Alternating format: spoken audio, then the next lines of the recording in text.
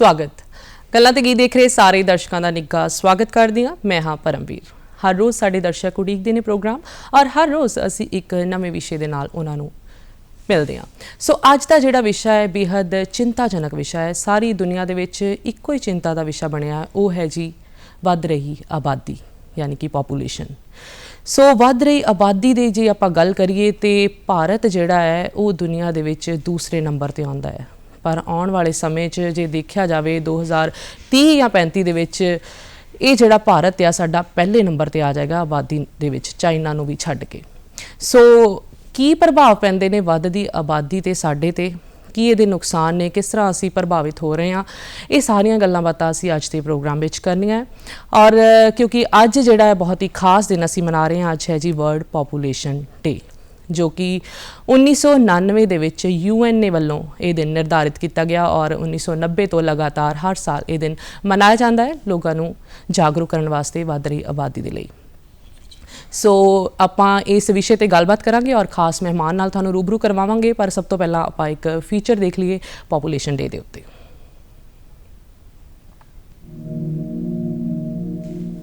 ये दुनिया लोकां नाल वसदी है ते लोग दुनिया वसाउंदे ने। जेकर गल करिए दुनिया दी तां लोकां ने धरती नूं वसण जोगा कीता है। इस धरती दे उपर लोकां दी गिणती लगातार वध रही है, जिसनूं जनसंख्या आखदे ने। जनसंख्या दा बेमुहारा वधना दुनिया लई चिंता दा विषय है। इसे चिंता नूं लोकां तिकर लैके जाण लई ते वधदी होई जनसंख्या दे नाल वध रहीआं मुसीबतां ते घट रही जमीन दी समस्या प्रति लोकां नूं सुचेत करन दे लई हर साल 11 जुलाई नूं विश्व जनसंख्या दिवस मनाया जांदा है।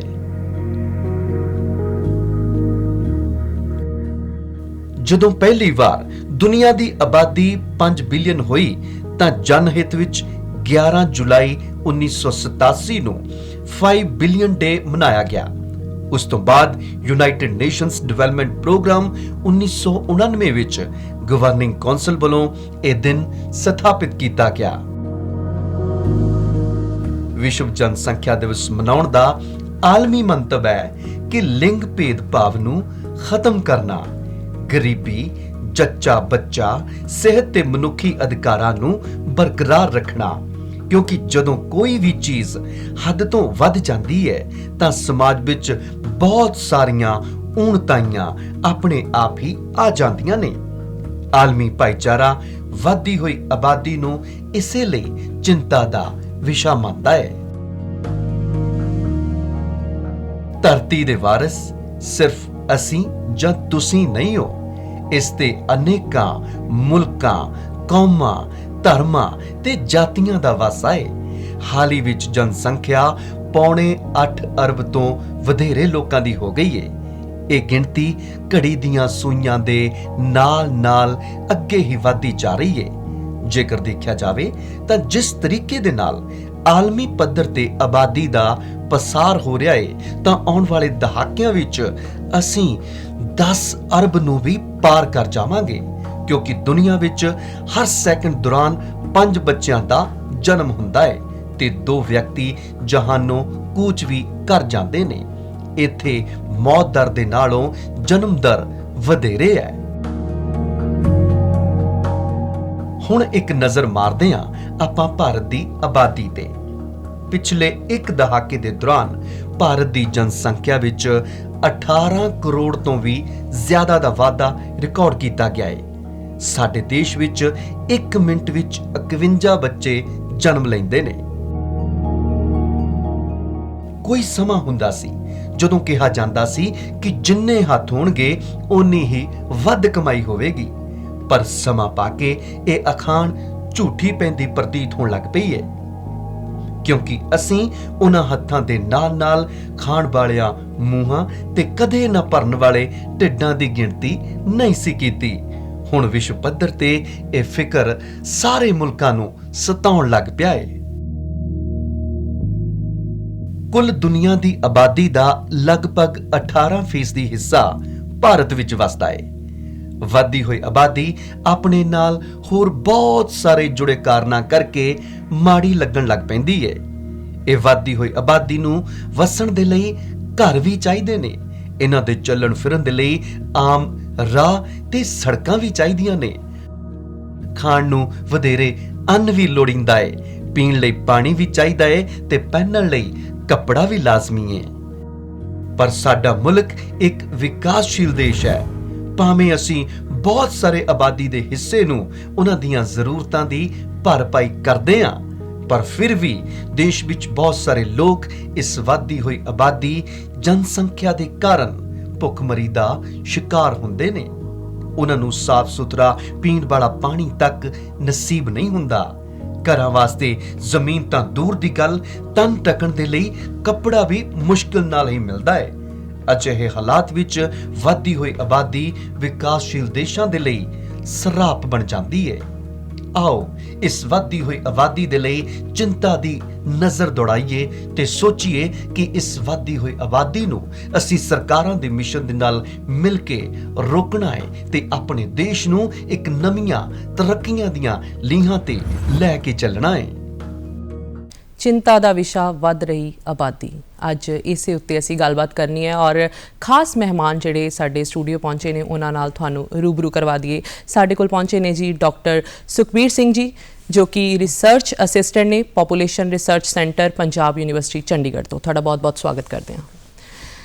ਬਿਲਕੁਲ ਅੱਜ ਜਿਹੜਾ ਆਪਾਂ ਸਹੀ ਕਹਿ ਸਕਦੇ ਹਾਂ ਕਿ ਇਹ ਚਿੰਤਾ ਦਾ ਵਿਸ਼ਾ ਬਣਿਆ ਹੋਇਆ ਹੈ, ਸਿਰਫ ਭਾਰਤ ਲਈ ਨਹੀਂ ਬਲਕਿ ਸਾਰੀ ਦੁਨੀਆ ਵਾਸਤੇ। ਭਾਰਤ ਲਈ ਇਸ ਕਰਕੇ ਕਿਉਂਕਿ ਭਾਰਤ ਜਿਹੜਾ ਹੈ ਸਭ ਤੋਂ ਪਹਿਲੇ ਨੰਬਰ ਤੇ ਆਉਣ ਵਾਲਾ ਹੈ ਆਬਾਦੀ ਨੂੰ ਦੇਖਿਆ ਜਾਵੇ ਜੀ। ਤੇ ਤੁਸੀਂ ਕੀ ਕਹਿਣਾ ਚਾਹੋਗੇ ਇਸ ਵਿਸ਼ੇ ਦੇ ਉੱਤੇ ਵੀ ਕਦੋਂ ਇਹ ਦਿਨ ਜਿਹੜਾ ਹੈ ਸ਼ੁਰੂਆਤ ਹੋਏਗੀ, ਕਿਸ ਉਦੇਸ਼ ਨਾਲ ਇਹ ਦਿਨ ਦੀ ਸ਼ੁਰੂਆਤ ਹੋਈ ਔਰ ਤੁਹਾਡੇ ਕੀ ਵਿਚਾਰ ਨੇ ਇਸ ਵੱਧਦੀ ਪੋਪੂਲੇਸ਼ਨ ਨੂੰ ਦੇਖ ਕੇ? ਹਾਂਜੀ, ਸਭ ਤੋਂ ਪਹਿਲੇ ਤਾਂ ਮੈਂ ਧੰਨਵਾਦ ਕਰਨਾ ਚਾਹਾਂਗਾ ਇੱਥੇ ਆਇਆ ਮੈਂ।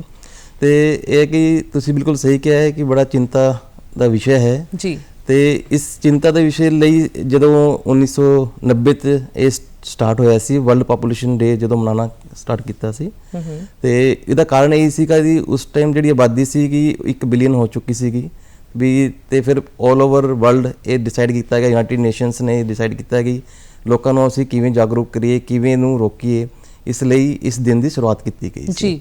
ਔਰ ਹਰ ਸਾਲ ਕਿਸੇ ਨਾ ਕਿਸੇ ਦਿਨ ਦਾ ਥੀਮ ਜ਼ਰੂਰ ਹੁੰਦਾ ਹੈ ਔਰ ਇਸ ਵਾਰ 2022 ਦਾ ਕੀ ਥੀਮ ਹੈ, ਕੀ ਸਾਨੂੰ ਇਹ ਦਿਨ ਸਿਖਾ ਕੇ ਜਾਏਗਾ, ਕਿੱਦਾਂ ਜਾਗਰੂਕ ਕਰੇਗਾ? ਜਿੱਦਾਂ ਅਸੀਂ ਕਿਹਾ ਕਿ ਇਹਦਾ ਮਕਸਦ ਇਹ ਸੀਗਾ ਕਿ ਅਵੇਅਰਨੈਸ ਦੇਣਾ ਲੋਕਾਂ ਨੂੰ ਕਿ ਸਾਡੀ ਆਬਾਦੀ ਨਾ ਵਧੇ, ਤਾਂ 11 ਜੁਲਾਈ ਨੂੰ ਇਹ ਮਨਾਇਆ ਜਾਂਦਾ ਹਰ ਸਾਲ।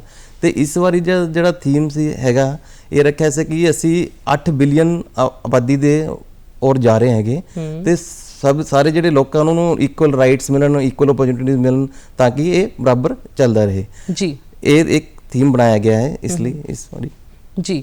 ਔਰ ਬਹੁਤ ਸਾਰੇ ਕਾਰਨ ਆਪਾਂ ਹੁਣੇ ਫੀਚਰ ਦੇ ਵਿੱਚ ਵੀ ਦੇਖੇ, ਬਹੁਤ ਸਾਰੇ ਕਾਰਨ ਹੈ ਜਿਹੜਾ ਆਬਾਦੀ ਵੱਧ ਰਹੀ ਹੈ। ਕੀ ਕਹਿਣਾ ਚਾਹੋਗੇ, ਖਾਸ ਕਾਰਨ ਕੀ ਹੈ ਔਰ ਬਾਕੀ ਜਿਹੜੇ ਕਾਰਨ ਆ ਉਹ ਵੀ ਸਾਨੂੰ ਦੱਸੋ। ਦੇਖੋ ਜੀ, ਸਭ ਤੋਂ ਪਹਿਲੇ ਤਾਂ ਅਸੀਂ ਕਾਰਨ ਦੇਖੀਏ ਆਬਾਦੀ ਦਾ ਵਧਣ ਦਾ, ਤੇ ਅੱਜ ਦੀ ਡੇਟ ਦੇ ਵਿੱਚ ਜਿਹੜਾ ਡੈਥ ਰੇਟ ਤੇ ਬਰਥ ਰੇਟ ਹੈ ਉਹਦੇ ਵਿੱਚ ਬੜਾ ਗੈਪ ਆ ਚੁੱਕਿਆ ਹੈਗਾ ਜੀ। ਡੈਥ ਰੇਟ ਦੀ ਗੱਲ ਕਰੀਏ ਤਾਂ ਉਹ ਘਟਦਾ ਜਾ ਰਿਹਾ ਹੈਗਾ ਔਰ ਸਾਡਾ ਜੋ ਬਰਥ ਰੇਟ ਹੈ ਉਹ ਵੱਧਦਾ ਜਾ ਰਿਹਾ ਹੈ, ਜਿਹਦੇ ਕਰਕੇ ਆਬਾਦੀ ਸਾਡੀ ਵੱਧਦੀ ਜਾ ਰਹੀ ਹੈ। ਬਰਥ ਰੇਟ ਔਰ ਡੈਥ ਰੇਟ ਦਾ ਵਧਣ ਦਾ ਕਾਰਨ ਇਹ ਹੈਗਾ ਕਿ ਹੁਣ ਅੱਜ ਦੀ ਡੇਟ ਕੋਲ, ਅੱਜ ਦੇ ਸਮੇਂ ਕੋਲ ਸਾਡੇ ਕੋਲ ਜਿਹੜੀ ਐਡਵਾਂਸਮੈਂਟ ਆਫ ਟੈਕਨੋਲੋਜੀ ਹੈਗੀਆਂ, ਹਸਪਤਾਲ ਵਧੀਆ ਹੈਗੇ, ਰੋਡ ਵਧੀਆ ਹੈਗੇ, ਤੇ ਇਹਦੇ ਕਾਰਨ ਡੈਥ ਰੇਟ ਸਾਡਾ ਘਟ ਗਿਆ ਹੈ ਜੀ। ਉਹਦੇ ਨਾਲ ਜਿਹੜਾ ਬਰਥ ਰੇਟ ਹੈ, ਹਸਪੀਟਲ ਵੀ ਵਧੀਆ ਹੈ, ਉਹਦੇ ਨਾਲ ਉਹ ਵੱਧ ਗਿਆ ਤੇ ਗੈਪ ਸਾਡਾ ਵੱਧ ਗਿਆ ਹੈ। ਇਸ ਲਈ ਇਹ ਆਬਾਦੀ ਇੱਕ ਕਾਰਨ ਇਹ ਵੀ ਹੈ ਜੀ। ਦੂਜਾ ਅਸੀਂ ਕਾਰਨ ਦੇਖੀਏ ਕਿ ਜਿਹੜਾ ਐਗਰੀਕਲਚਰ, ਖੇਤੀਬਾੜੀ ਦੇ ਵਿੱਚ ਜਿਹੜੀ ਟੈਕਨੋਲੋਜੀ ਆ ਗਈ ਹੈ। ਪਹਿਲੇ ਤਾਂ ਗੱਲ ਕਰੀਏ ਅਸੀਂ ਲੋਕਾਂ ਨੂੰ ਖਾਣ ਨੂੰ ਨਹੀਂ ਮਿਲਦੇ ਸੀ, ਰੋਟੀ ਪਾਣੀ ਘੱਟ ਸੀਗਾ ਤੇ ਫਸਲਾਂ ਵੀ ਚੰਗੀਆਂ ਨਹੀਂ ਹੁੰਦੀ, ਤੇ ਅੱਜ ਦੀ ਐਡਵਾਂਸਮੈਂਟ ਆਫ ਟੈਕਨੋਲੋਜੀ ਨਾਲ ਮਸ਼ੀਨਾਂ ਵਧੀਆ ਆ ਗਈਆਂ, ਇੰਡਸਟਰੀ ਵਧੀਆ ਲੱਗੀ ਹੈ, ਉਹਦੇ ਕਾਰਨ ਵੀ ਲੋਕਾਂ ਨੂੰ ਰੋਜ਼ਗਾਰ ਮਿਲਣ ਲੱਗੇ ਤੇ ਇਹ ਕਾਰਨ ਇਹ ਵੀ ਹੋ ਗਿਆ ਹੈ। ਫਿਰ ਅਸੀਂ ਔਰ ਅੱਗੇ ਦੇਖੀਏ ਤਾਂ ਜਿਹੜਾ ਮਾਈਗ੍ਰੇਸ਼ਨ ਇੱਕ ਬੜਾ ਇੰਪੋਰਟੈਂਟ ਫੈਕਟਰ ਹੈਗਾ ਇਹਦੇ ਵਿੱਚ ਜੀ।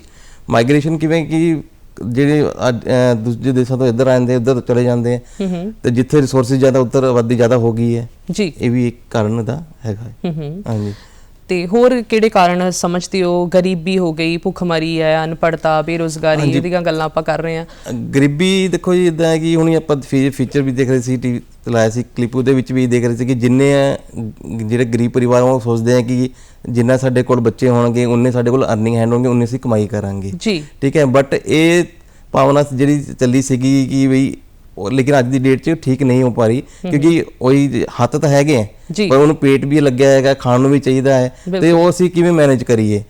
ਆਬਾਦੀ ਨਾਲ ਤਾਂ ਸਾਰੇ ਇਸ਼ੂਜ਼ ਚੱਲ ਰਹੇ ਹੈ ਜੀ, ਇਹ ਹੈ। ਤੇ ਪਾਵਰਟੀ ਨਾਲ ਇਸ ਤਰ੍ਹਾਂ ਲਿੰਕ ਹੈਗਾ ਹੈ। ਤੇ ਜਿਹੜੀ ਅਨਇੰਪਲੋਇਮੈਂਟ ਹੈਗੀ, ਉਹਦਾ ਕਾਰਨ ਕੀ ਹੈ ਕਿ ਬੇਰੁਜ਼ਗਾਰੀ ਵੱਧ ਰਹੀ ਹੈਗੀ ਜੀ, ਰਿਸੋਰਸਿਸ ਮਿਲ ਨਹੀਂ ਰਹੇ ਹੈ, ਤੇ ਇਹ ਵੀ ਉਹਦਾ ਇਫੈਕਟ ਪਾ ਰਹੀ ਹੈ ਜੀ, ਜਿਹੜੀ ਵੱਧਦੀ ਹੈਗੀ ਸਾਡੀ।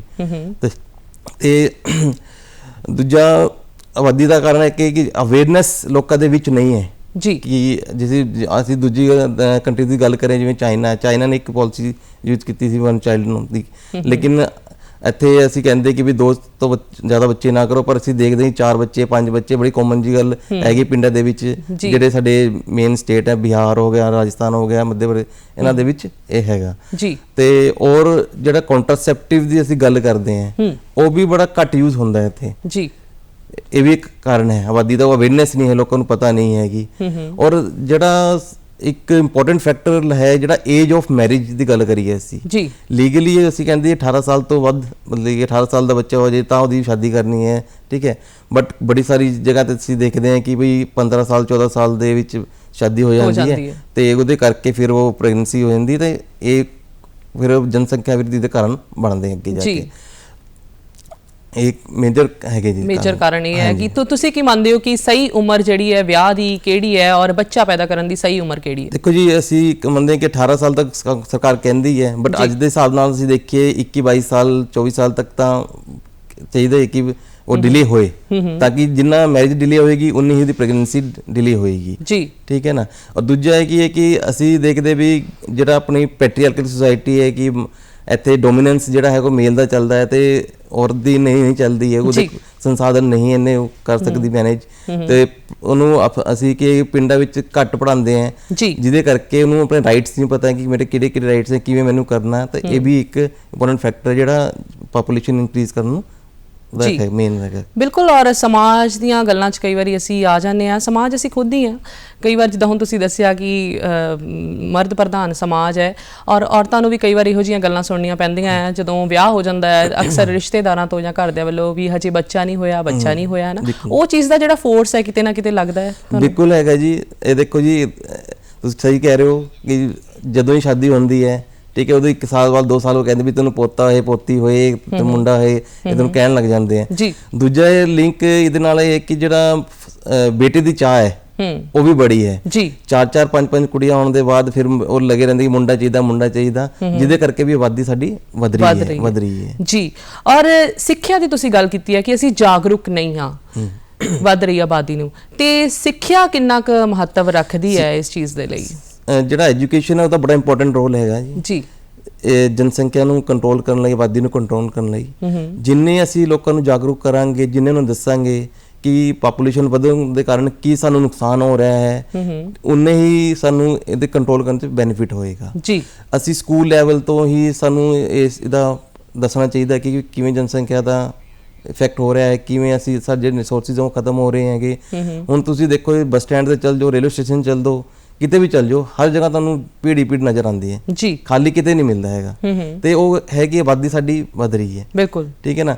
ਪਹਿਲੇ ਸੀਗਾ ਕਿ ਤੁਸੀਂ ਕਿਤੇ ਬਹਿਣਾ ਹੁੰਦਾ ਸੀ, ਠੰਡੀ ਹਵਾ ਆਉਂਦੀ ਸੀ, ਟੈਂਪਰੇਚਰ ਇੰਨਾ ਨਹੀਂ ਸੀਗਾ, ਉਹਦੇ ਕਰਕੇ ਆਬਾਦੀ ਕਰਕੇ ਹੁਣ ਦੇਖੋ ਸਾਰੀ ਚੀਜ਼ਾਂ ਜਿਹੜੇ ਸਾਡੇ ਟਰੀਜ਼ ਹੈ ਉਹ ਕਟਿੰਗ ਹੋ ਰਹੀ ਹੈ ਇਹਨਾਂ ਦੀ, ਠੀਕ ਹੈ, ਫੋਰੈਸਟ ਨਹੀਂ ਰਹੇ ਹੈਗੇ, ਤੇ ਉਹਦੇ ਕਰਕੇ ਸਾਰੇ ਟੈਂਪਰੇਚਰ ਤੇ ਇਹਨਾਂ ਦੇ ਸਭ ਫਰਕ ਬਿਲਕੁਲ ਫਰਕ ਪੈ ਰਿਹਾ।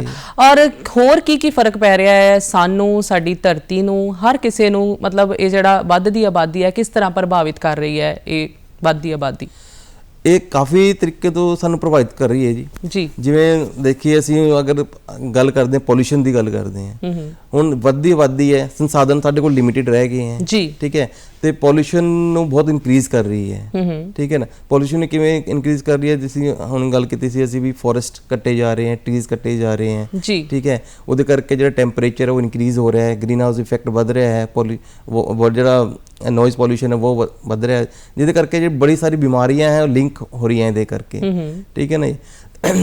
ਅੱਜ ਕੱਲ੍ਹ ਦੇ ਕੀ ਹੈ ਕਿ ਜਿਹੜੇ ਲੋਕੀ ਹੈ ਮੈਕਸਿਮਮ ਚਾਹੁੰਦੇ ਕਿ ਫਟਾਫਟ ਚੱਲੀਏ ਕੰਮ ਕਰੀਏ, ਖਾਣ ਪੀਣ ਦਾ ਜਿਹੜਾ ਬਦਲਾਅ ਬਹੁਤ ਆ ਚੁੱਕਿਆ ਹੈਗਾ, ਜਿਹਦੇ ਕਰਕੇ ਜਿਹੜੀ ਬਹੁਤ ਸਾਰੀ ਬਿਮਾਰੀਆਂ ਜਿਵੇਂ ਕੈਂਸਰ ਹੈਗੀ ਹੈ ਜਾਂ ਜੇ ਹਾਰਟ ਅਟੈਕ ਹੈ, BP ਹੈ, ਹਾਈਪਰਟੈਂਸ਼ਨ ਹੈ, ਇਹ ਸਾਰੀ ਬਿਮਾਰੀਆਂ ਵੀ ਵੱਧ ਰਹੀਆਂ। ਲੋਕਾਂ ਸਟ੍ਰੈਸ ਬੜਾ ਹੋ ਗਿਆ ਲੋਕਾਂ ਨੂੰ ਇਹ ਕਰਕੇ ਜੀ, ਇਹ ਇਸ ਤਰ੍ਹਾਂ ਇਫੈਕਟ ਪਾਉਂਦੀ ਹੈ ਜੀ। ਹੋਰ ਕਿਹੜੇ ਕਿਹੜੇ ਪ੍ਰਭਾਵ ਨੇ ਜਿਹੜੇ ਆਪਾਂ ਆਮ ਪਰਿਵਾਰਾਂ ਵਿੱਚ ਵੇਖਦੇ ਹਾਂ ਵੱਧਦੀ ਆਬਾਦੀ ਦੇ? ਆਮ ਪਰਿਵਾਰ ਦੇਖੀਏ ਜੀ, ਜਿਹੜੇ ਪਹਿਲੇ ਕਹਿੰਦੇ ਸੀ ਕਿ ਬਈ ਇੱਕ ਘਰ 'ਚ ਰਹਿ ਲਈਏ, ਮਿਲ ਜੁਲ ਕੇ ਰਹਿ ਲਈਏ, ਜੁਆਇੰਟ ਫੈਮਿਲੀ ਸੀਗੀ, ਹੁਣ ਉਹ ਆਬਾਦੀ ਕਰਕੇ ਸਭ ਅਲੱਗ ਅਲੱਗ ਹੋ ਗਏ, ਨਿਊਕਲੀਅਰ ਇੱਕ ਸੋਸ਼ਲ ਚੇਂਜ ਬੜਾ ਆਇਆ ਹੈਗਾ ਆਬਾਦੀ ਕਰਕੇ ਜੀ। ਦੂਜਾ ਅਗਰ ਇਹਦੀ ਗੱਲ ਕਰੀਏ ਅਸੀਂ ਵਾਰ ਕਨਫਲਿਕਟ ਦੀ ਗੱਲ ਕਰੀਏ, ਉਹ ਦੇਸ਼ਾਂ ਵਿੱਚ ਬੜੀ ਵੱਧ ਗਈ ਹੈ ਜੇ, ਇਹ ਵੀ ਇੱਕ ਕਾਰਨ ਹੈਗਾ ਜਨਸੰਖਿਆ ਵੱਧ ਦੇ ਕਾਰਨ ਹੀ ਇਹ ਸਭ ਚੀਜ਼ਾਂ ਹੋ ਰਹੀਆਂ ਜੀ। ਔਰ ਗਲੋਬਲ ਵਾਰਮਿੰਗ ਜਿਹੜੀ ਆ ਅੱਜ ਕੱਲ੍ਹ ਅਸੀਂ ਬੜਾ ਸੁਣਨ ਨੂੰ ਸਾਨੂੰ ਮਿਲਦਾ ਹੈ, ਗਲੋਬਲ ਵਾਰਮਿੰਗ ਬਹੁਤ ਵੱਧ ਰਹੀ ਹੈ। ਜਿਹੜੇ ਸਮਾਂ ਜਿਹੜਾ ਆਪਾਂ ਦੇਖਦੇ ਸੀਗੇ ਜਦੋਂ ਗਰਮੀਆਂ ਦਾ ਮੌਸਮ ਹੁੰਦਾ ਸੀ, ਤੇ ਮਤਲਬ ਇੱਦਾਂ ਹੈ ਕਿ ਹੁਣ ਸਾਨੂੰ ਪਤਾ ਨਹੀਂ ਲੱਗਦਾ ਕਿ ਗਰਮੀਆਂ ਦਾ ਮੌਸਮ ਕਦੋਂ ਆ ਗਿਆ, ਸਰਦੀਆਂ ਦਾ ਕਦੋਂ ਆ ਗਿਆ। ਇਹ ਰੁੱਤਾਂ ਦੇ ਵਿੱਚ ਬੜਾ ਪਰਿਵਰਤਨ ਆ ਰਿਹਾ ਹੈ, ਲੱਗ ਰਿਹਾ ਤੁਹਾਨੂੰ ਕਿਤੇ ਨਾ ਕਿਤੇ ਇਹ ਵੀ ਇਹਦਾ ਹੀ ਕਾਰਨ ਹੈ? ਹਾਂਜੀ, ਉਹ ਇਹਦਾ ਕਾਰਨ ਇਹ ਜਿਵੇਂ ਜਿਹੜੀ ਗੱਲ ਕੀਤੀ ਸੀ ਜੀ, ਪੋਲਿਊਸ਼ਨ ਜਿਹੜਾ ਵੱਧ ਰਿਹਾ ਹੈ। ਲੇਕਿਨ ਪਹਿਲੇ ਹੁਣ ਟੈਂਪਰੇਚਰ ਜਿਹੜਾ ਫਰਵਰੀ 'ਚ ਹੁੰਦਾ ਸੀਗਾ, ਠੰਡ ਦਾ ਮੌਸਮ ਹੁੰਦਾ ਸੀਗਾ, ਸਵੈਟਰ ਸੂਟ ਪਾ ਕੇ ਮਾਰਚ ਤੱਕ ਵੀ ਖਿੱਚ ਜਾਂਦਾ ਸੀਗਾ, ਅਪ੍ਰੈਲ ਤੱਕ। ਲੇਕਿਨ ਹੁਣ ਅੱਜ ਕੱਲ੍ਹ ਕੀ ਹੈ ਕਿ ਫਰਵਰੀ 'ਚ ਹੀ ਤੁਸੀਂ ਪਾਣਾ ਪੂਣਾ ਬੰਦ ਕਰ ਦਿੰਦੇ ਹੋ। ਔਰ ਜਿਹੜੀ ਵਿੰਟਰਸ ਹੈਗੀ ਤੁਹਾਡੀ, ਉਹਦਾ ਵੀ ਟਾਈਮ ਘਟ ਗਿਆ ਹੈ, ਠੀਕ ਹੈ ਨਾ। ਤੇ ਜਿਹੜੇ ਗਲੇਸ਼ੀਅਰ ਸਾਡੇ ਮੈਲਟ ਹੋ ਰਹੇ ਹੈ ਜੀ, ਠੀਕ ਹੈ, ਉਹਦੇ ਕਰਕੇ ਟੈਂਪਰੇਚਰ ਵੱਧਦਾ ਜਾ ਰਿਹਾ। ਹੁਣ ਜਿੱਥੇ ਵੀ ਜਾਈਏ ਅਸੀਂ, ਜਿਹੜੇ ਮਰਜ਼ੀ ਦਫ਼ਤਰ ਚੱਲ ਜਾਈਏ, ਉੱਥੇ AC ਲੱਗੇ ਹੁੰਦੇ, ਘਰਾਂ 'ਚ AC ਹੈਗੇ, ਗੱਡੀਆਂ 4-4 5-5 ਹੈਗੇ ਨੇ। ਜਿਹੜਾ ਉਹ ਸਾਰਾ ਪੋਲਿਊਸ਼ਨ ਹੈ ਉਹ ਇਹਦੇ ਕਰਕੇ ਹੀ ਹੈ। ਜਿੰਨੀ ਆਬਾਦੀ ਉਨੇ ਸਾਧਨ ਚਾਹੀਦੇ ਸਾਨੂੰ ਜੀ, ਉਨਾ ਹੀ ਬੰਦਾ ਇਹ ਕਹਿੰਦਾ ਮੈਨੂੰ ਕੰਫਰਟੇਬਲ ਰਹਿਣਾ ਹੈ ਜੀ, ਉਹ ਯੂਜ਼ ਕਰਦਾ, ਇਸ ਕਾਰਨ ਇਹ ਸਭ ਚੀਜ਼ਾਂ ਹੋ ਰਹੀਆਂ ਜੀ। ਵਰਲਡ ਪੋਪੂਲੇਸ਼ਨ ਡੇ ਤੇ ਅੱਜ ਅਸੀਂ ਗੱਲ ਕਰ ਰਹੇ ਹਾਂ ਵੱਧਦੀ ਆਬਾਦੀ ਦੇ ਕੀ ਪ੍ਰਭਾਵ ਪੈ ਰਹੇ ਨੇ। ਇਹ ਗੱਲਬਾਤਾਂ ਜਿਹੜੀਆਂ ਗੱਲਾਂ ਇਸੇ ਤਰ੍ਹਾਂ ਜਾਰੀ ਰਹਿਣਗੀਆਂ। ਫਿਲਹਾਲ ਸਮਾਂ ਹੋ ਗਿਆ ਇੱਕ ਗੀਤ ਦਾ, ਵੇਖਦੇ ਹਾਂ ਜੀ ਇਹ ਗੀਤ।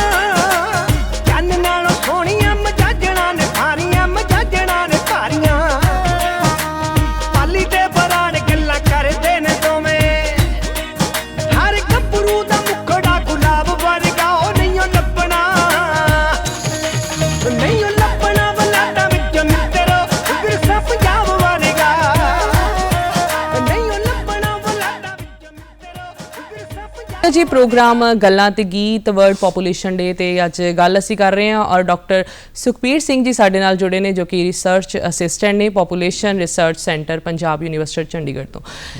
ਆਪਾਂ ਵਾਤਾਵਰਣ ਤੇ ਪ੍ਰਭਾਵ ਦੀ ਗੱਲ ਕਰ ਰਹੇ ਹਾਂ ਕਿ ਜਿਹੜੀ ਵੱਧ ਰਹੀ ਆਬਾਦੀ ਹੈ ਕਿਸ ਤਰ੍ਹਾਂ ਪ੍ਰਭਾਵ ਪਾ ਰਹੀ ਹੈ ਔਰ ਆਪਾਂ ਦੇਖਦੇ ਹਾਂ ਕਿ ਜਿਵੇਂ ਆਬਾਦੀ ਵੱਧ ਰਹੀ ਹੈ ਸਾਨੂੰ ਰਹਿਣ ਨੂੰ ਜਗ੍ਹਾ ਚਾਹੀਦੀ, ਜਿਵੇਂ ਤੁਸੀਂ ਦੱਸਿਆ ਪਹਾੜ ਕੱਟੇ ਜਾ ਰਹੇ ਆ ਔਰ ਘਰ ਬਣੇ ਜਾ ਰਹੇ ਔਰ ਇਸ ਤਰ੍ਹਾਂ ਸਾਡਾ ਵਾਤਾਵਰਣ ਕਿਤੇ ਨਾ ਕਿਤੇ ਦੂਸ਼ਿਤ ਹੋ ਰਿਹਾ ਹੈ। ਕੀ ਕਹਿਣਾ ਚਾਹੋਗੇ ਇਸ ਬਾਰੇ? ਇਹ ਦੇਖੋ ਜੀ, ਜਿਵੇਂ ਆਬਾਦੀ ਵੱਧ ਰਹੀ ਹੈ ਉੱਦਾਂ ਹੀ ਲੋਕਾਂ ਨੂੰ ਸਾਧਨ ਚਾਹੀਦੇ ਹੈ ਜੀ, ਠੀਕ ਹੈ। ਵਾਤਾਵਰਣ ਦੂਸ਼ਿਤ ਹੁੰਦਾ ਜਾ ਰਿਹਾ ਹੈ ਤੇ ਉਹਦੇ ਕਰਕੇ ਕਿ ਜਿਹੜੇ ਸਾਡੇ ਨੈਚੁਰਲ ਡਿਜ਼ਾਸਟਰ ਹੈ, ਜਿਵੇਂ ਕਿਤੇ ਇੱਕਦਮ ਤੋਂ ਫਲੱਡ ਆ ਜਾਂਦਾ ਹੈ, ਠੀਕ ਹੈ, ਪੇੜਾਂ ਦੀ ਕਟਾਈ ਹੁੰਦੀ ਹੈ, ਠੀਕ ਹੈ, ਉਹ ਧਰਤੀ ਮਜ਼ਬੂਤ ਨਹੀਂ ਰਹਿੰਦੀ, ਫਲੱਡ ਆ ਗਿਆ ਤੇ ਇੱਕ ਇਹ ਵੀ ਕਾਰਨ ਇਹਦੇ ਵਿੱਚ ਹੈਗਾ ਵੀ ਇਹ ਪ੍ਰਭਾਵ ਪੈਂਦਾ ਹੈ, ਠੀਕ ਹੈ। ਗਲੇਸ਼ੀਅਰ ਮੈਲਟ ਹੋ ਜਾਂਦੇ ਹੈ, ਇੱਕਦਮ ਤੋਂ ਫਲੱਡ ਪਾਣੀ ਹੋ ਜਾਂਦਾ ਹੈ, ਠੀਕ ਹੈ, ਸਾਰੇ ਪਿੰਡ ਤਬਾਹ ਹੋ ਜਾਂਦੇ ਹੈ, ਹੈ ਨਾ। ਇਹ ਵੀ ਕਾਰਨ ਹੈਗਾ ਪੋਲਿਊਸ਼ਨ ਜਿਹੜਾ ਇਨਕਰੀਜ਼ ਜਨਸੰਖਿਆ ਦਾ ਜੀ, ਇਹ ਹੈਗਾ। ਤੇ ਹੋਰ ਬੜੇ ਸਾਰੇ ਜੇ ਲੋਕਾਂ ਨੂੰ ਜਿਵੇਂ ਪੋਲਿਊਸ਼ਨ ਹੈਗਾ, ਕਾਰਾਂ ਚੱਲਦੀਆਂ ਧੂੰਆਂ ਕੱਢਦੀਆਂ ਤੇ ਛੱਡਦੀਆਂ ਤੇ ਆਪਣਾ ਸਾਂਸ ਲੈਣ ਦੀ ਪ੍ਰੋਬਲਮ ਆ ਰਹੀ ਹੈ, ਬਿਮਾਰੀਆਂ ਹੋ ਰਹੀਆਂ, ਲੋਕਾਂ ਨੂੰ ਅਸਥਮਾ ਵਗੈਰਾ ਜ਼ਿਆਦਾ ਹੋ ਰਿਹਾ, ਇਹਦੇ ਕਾਰਨ ਵੀ ਹੈਗੇ ਜੀ। ਇਹ ਸਭ ਜਨਸੰਖਿਆ ਦੀ ਵ੍ਰਿੱਧੀ ਦੇ ਕਾਰਨ ਹੈ, ਇਹਦੇ ਲਿੰਕ ਪੋਲਿਊਸ਼ਨ ਹੋ ਰਿਹਾ, ਪੋਲਿਊਸ਼ਨ ਤੋਂ ਫਿਰ ਇਹ ਸਭ ਚੀਜ਼ਾਂ ਹੋ ਰਹੀਆਂ ਹੈਗੀਆਂ ਜੀ। ਔਰ ਜਿਹੜੇ ਫਲੱਡ ਆ ਰਹੇ ਆ ਦੇਖਦੇ ਆ ਆਪਾਂ, ਉਹਨਾਂ ਪਿੱਛੇ ਵੀ ਕਾਰਨ ਇਹ ਸਮਝਦੇ ਹੋ? ਇਹ ਅਸੀਂ ਦੱਸਿਆ ਨਾ ਜੀ ਕਿ ਜਿਹੜੀ ਕਟਿੰਗ ਹੁੰਦੀ ਹੈ ਟਰੀਜ਼ ਦੀ ਜੀ, ਠੀਕ ਹੈ, ਮਿੱਟੀ ਦਾ ਜੋ ਜੁੜਾਓ ਹੈ ਉਹ ਨਹੀਂ ਹੋ ਪਾਉਂਦਾ ਤੇ ਉਹਦੇ ਕਰਕੇ ਫਿਰ ਹੋ ਜਾਂਦਾ ਜੀ ਜੀ। ਔਰ ਪਾਣੀ ਦੀ ਅੱਜ ਦੇਖਿਆ ਜਾਵੇ ਕਿ ਕਹਿੰਦੇ ਆ ਕਿ ਪਾਣੀ ਦੀ ਜਿਹੜੀ ਕਮੀ ਬਹੁਤ ਆਪਾਂ ਨੂੰ ਆਉਣ ਵਾਲੇ ਸਮੇਂ ਵਿੱਚ ਆਉਣ ਲੱਗ ਜਾਏਗੀ, ਕਿਉਂਕਿ ਬਹੁਤ ਜਗ੍ਹਾ ਪਾਣੀ ਜਿਹੜਾ ਹੈ ਵੇਸਟੇਜ ਆਫ ਪਾਣੀ ਜਿਹੜਾ ਵਾਟਰ ਆ ਉਹ ਬੈਨ ਹੈ ਨਾ।